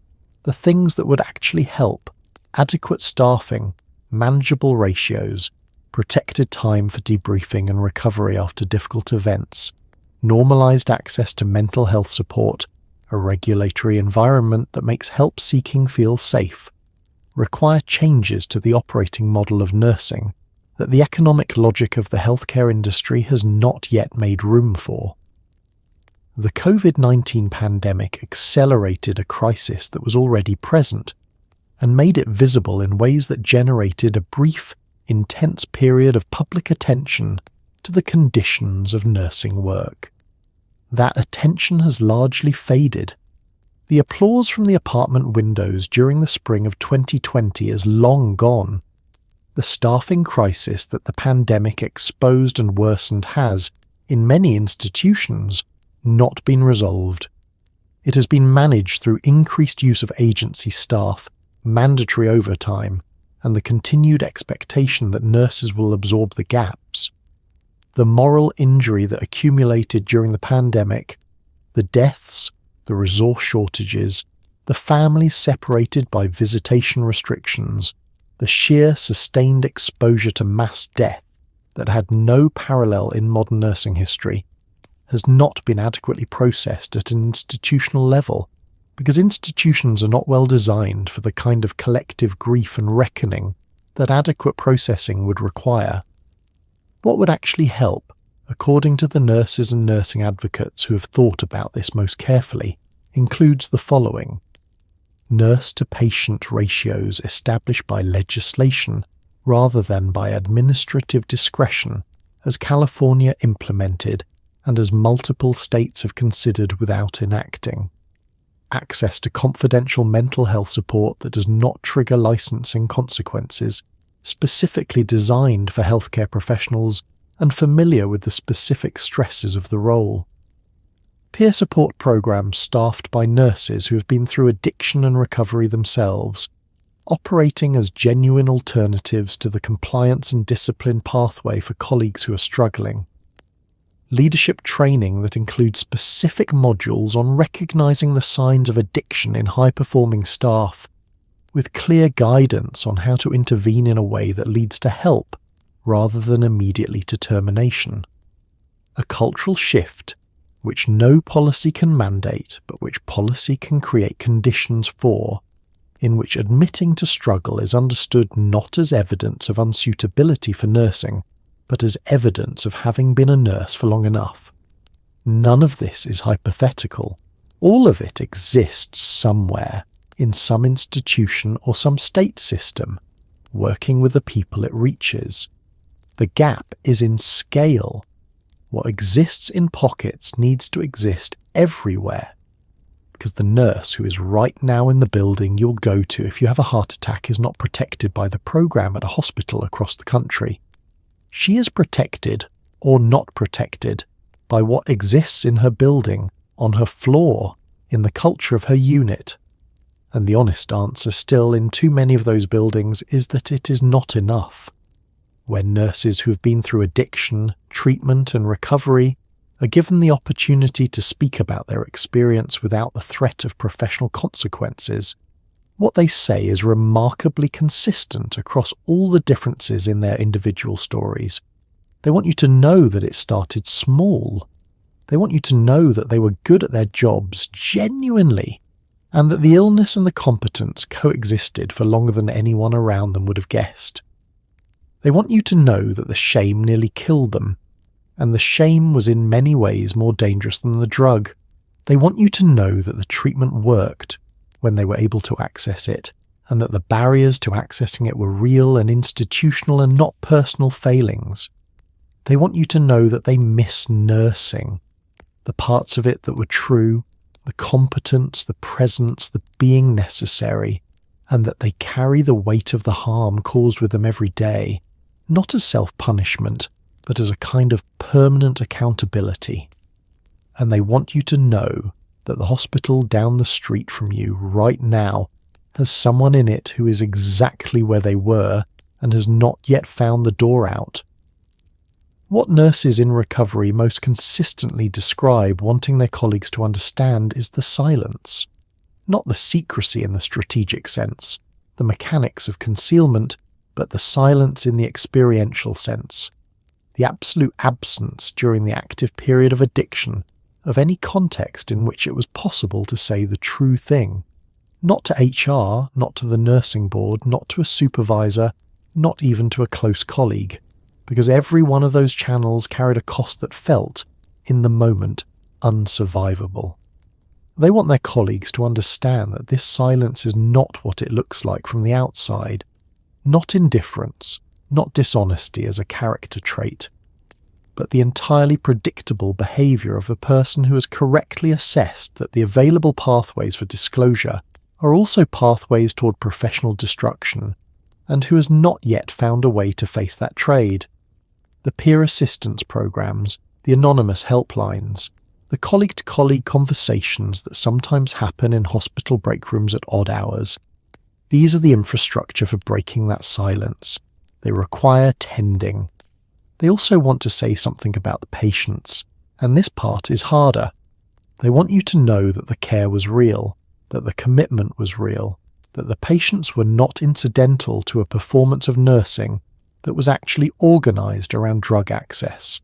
They want you to know and to hold the truth that a person can be genuinely dedicated to their patients, and also simultaneously compromised in their ability to protect them, and that both of these things can be true without either one cancelling the other. Not because this is comfortable, because it is honest, and honesty, which the addiction required them to abandon for so long, is the thing that recovery gave back first, and the thing they are most committed to keeping. They want their colleagues, the ones who are currently watching someone and choosing not to act, the ones who are in the middle of the long uncomfortable period of noticing and explaining away, to know that acting is a form of care, not a betrayal, not a career-ending intervention, but care. The same kind of care they give patients every day, applied to a person right in front of them who is sick and not getting better on their own. They understand the hesitation. They were on the other side of it once, watching someone and hoping they were wrong. They know what it costs to report a colleague. They're asking you to do it anyway because the alternative, the thing you're doing when you decide to wait a little longer, is also a choice, and it has consequences, and those consequences are sometimes irreversible. They want you to know about the turning points, not the dramatic ones, not the discovery, not the confrontation in the conference room, which was terrible and also, in retrospect, a door opening. The smaller ones. The first time in treatment when someone said something that was exactly true about an experience they had never described aloud and felt, for a fraction of a second, less alone in. The first time back on a unit where a patient said thank you, and they could receive it without it being complicated by the thing they were hiding. The first morning they woke up not calculating. The first time they realised that the feeling of having nothing to manage was not emptiness but quiet, and that quiet was something they had not felt in a very long time, and that it was bearable, and then, slowly, good. And they want you to know, this last part is important, that they are still nurses, the ones who came back, not in spite of what happened, not as a redemption story with a clean arc, but as people who now understand something about suffering from the inside that no nursing school curriculum can teach. They have been the patient in the bed, the person in crisis, the one on the wrong side of the locked medication cabinet. They have been through a system that is simultaneously the system they work in and the system that nearly destroyed them, and they have come out with a kind of clinical empathy that is, as one nurse in recovery put it, a different instrument than the one they had before, blunter in some ways, more precise in others, less interested in fixing and more capable of being present, which is, when you think about it, what nursing was always supposed to be. Step back far enough, and the story of a Dilaudid-addicted nurse in 21st century America is not really a story about drugs, or about theft, or even about one person's catastrophic relationship with a molecule. It is a story about a society that built a healthcare system on the premise that the people inside it are not people, not in the full, fragile, needy, breakable sense, but rather a species of professional who operates above the ordinary conditions of human biology and human suffering. It is a story about access, and about what access means when you are exhausted and in pain, and the thing that relieves the pain is something you touch every single day. It is a story about the particular loneliness of competence. The way being very good at something can make you invisible in it, because no one looks closely at the thing that is working. And it is, in the end, a story about what happens when the people responsible for holding everyone else together run out of things to hold themselves together with, and what that tells us, if we are willing to hear it, about what we are asking of them. There is a sentence that appears in various forms in the addiction medicine literature, and it goes something like this: addiction is a chronic brain disease with social determinants. The chronic brain disease part is well documented. The social determinants part is underemphasized, because the social determinants are structural, and structures are harder to change than individuals. It is easier to treat the nurse than to fix the hospital. It is easier to run a urine drug screen than to mandate safe staffing ratios. It is easier to suspend a license than to address the moral injury that accumulated over years of being asked to provide safe care in unsafe conditions. The individual accountability is real and necessary. It is also not the whole story, and a system that treats it as the whole story will continue producing the same outcomes with the same regularity and the same expressions of surprise. The nurses who end up here are not outliers. They are not the bad apples that a closer screening process would have caught before they got to the floor. They are, in many cases, the most dedicated people in the building, the ones who absorbed the most, who gave the most, who stayed the longest, who took the hardest shifts. The addiction, when it comes, is not a refutation of that dedication. It is, in a terrible and direct way, its consequence. It is what happens when a person who was built to absorb other people's suffering, who entered a profession that requires exactly that capacity, works for years in a system that treats that capacity as unlimited and provides nothing adequate to replenish it. The drug is not the story. The drug is the ending of a story that started much earlier, in a childhood bedroom or a hospital waiting room, in a moment when someone looked around at a world full of suffering and thought, "I could help with that," and meant it, and still means it, and is somewhere right now in a fluorescent lit hallway, exhausted in a way that sleep stopped fixing a long time ago, and has not yet found the thing that will. This story also belongs in a quieter way to every patient who will ever be in a hospital bed, which is to say it belongs to almost everyone alive, because the nurse who takes care of you on the worst night of your life is a person who is navigating everything this script has described. The exhaustion, the moral weight, the specific vulnerability that comes from spending years in proximity to both suffering and its pharmacological relief. Most of those nurses are not where this story ends up.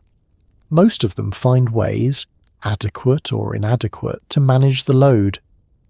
But the conditions that produce this story are the conditions your nurse is working in right now, and the fact that most people survive those conditions without developing a substance use disorder is not evidence that the conditions are acceptable.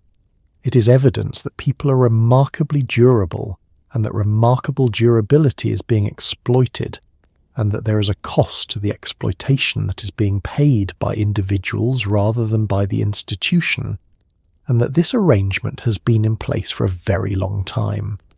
What would it mean to take this story seriously? Not as a cautionary tale about individual moral failure, but as a diagnostic instrument, as the thing it actually is, which is a systemic failure showing up in a body. It would mean staffing floors adequately, not because it is good public relations, but because understaffing produces the conditions for this. It would mean treating nursing burnout as a patient safety issue, because that is what it is. It would mean building alternative to discipline pathways that nurses actually trust enough to use before they are caught, which requires those pathways to be genuinely safe rather than theoretically safe. It would mean paying nurses as though their skills are as sophisticated as they are, because the gap between the complexity of nursing practice and the cultural status accorded to it is one of the more persistent and damaging lies in American healthcare. It would mean believing nurses when they say they are not okay, rather than optimizing the system for the appearance of okayness. None of this is impossible. All of it has been done somewhere, in pieces, with meaningful results. The question is whether the healthcare system that employs the people who will take care of you when you are most vulnerable is willing to take care of them in turn, not with posters about resilience and annual wellness surveys, but with the structural investments that would make the thing that happened in this story less likely to happen to the person who will one day hold your hand in the dark and tell you everything is going to be all right. They deserve better than they are getting. So do you. And those two facts are not unrelated. And so we arrive at the end of a long shift, yours and hers, and in some quiet way, everyone's. You have spent this evening inside a life that most people never think about. The life of someone who showed up every day to hold the line between suffering and relief for other people for years, in a system that asked everything and gave back just enough to keep going. You have seen where that road can lead when the resources run out, and the drug is right there, and the nervous system finally stops asking permission. You have sat with the weight of it, the diversion, the double life, the withdrawal managed in a hospital corridor with a professional smile, the small conference room, the parking lot, the phone call home, the detox bed, the hard and specific work of rebuilding. That is not a comfortable story to carry into sleep. But comfort was never the only thing this channel offers. Sometimes what we offer is the thing that sits with you quietly in the dark and asks you to hold it. Not to fix it, not to solve it, just to know it was real. So let's take a breath. Let your shoulders drop. Let the weight of what you just carried settle somewhere softer. Here is what is also true. The nurses who went through this and came back, the ones in monitoring programs, the ones 5 years out, the ones who returned to the floors and the ones who found different work. They are living proof that the disease does not get the last word. They got up from the floor, in the literal and the figurative sense, and they rebuilt something. Not the same thing, something more honest, something that cost them more than they ever intended to pay, and gave them back, alongside the wreckage, a kind of knowledge about suffering that no classroom ever teaches. They know what it is to be the patient. They know what it is to need help and be unable to ask for it. They know what the gap between knowing and doing actually feels like from the inside. That knowledge, in the right hands, in the right context, makes them extraordinary.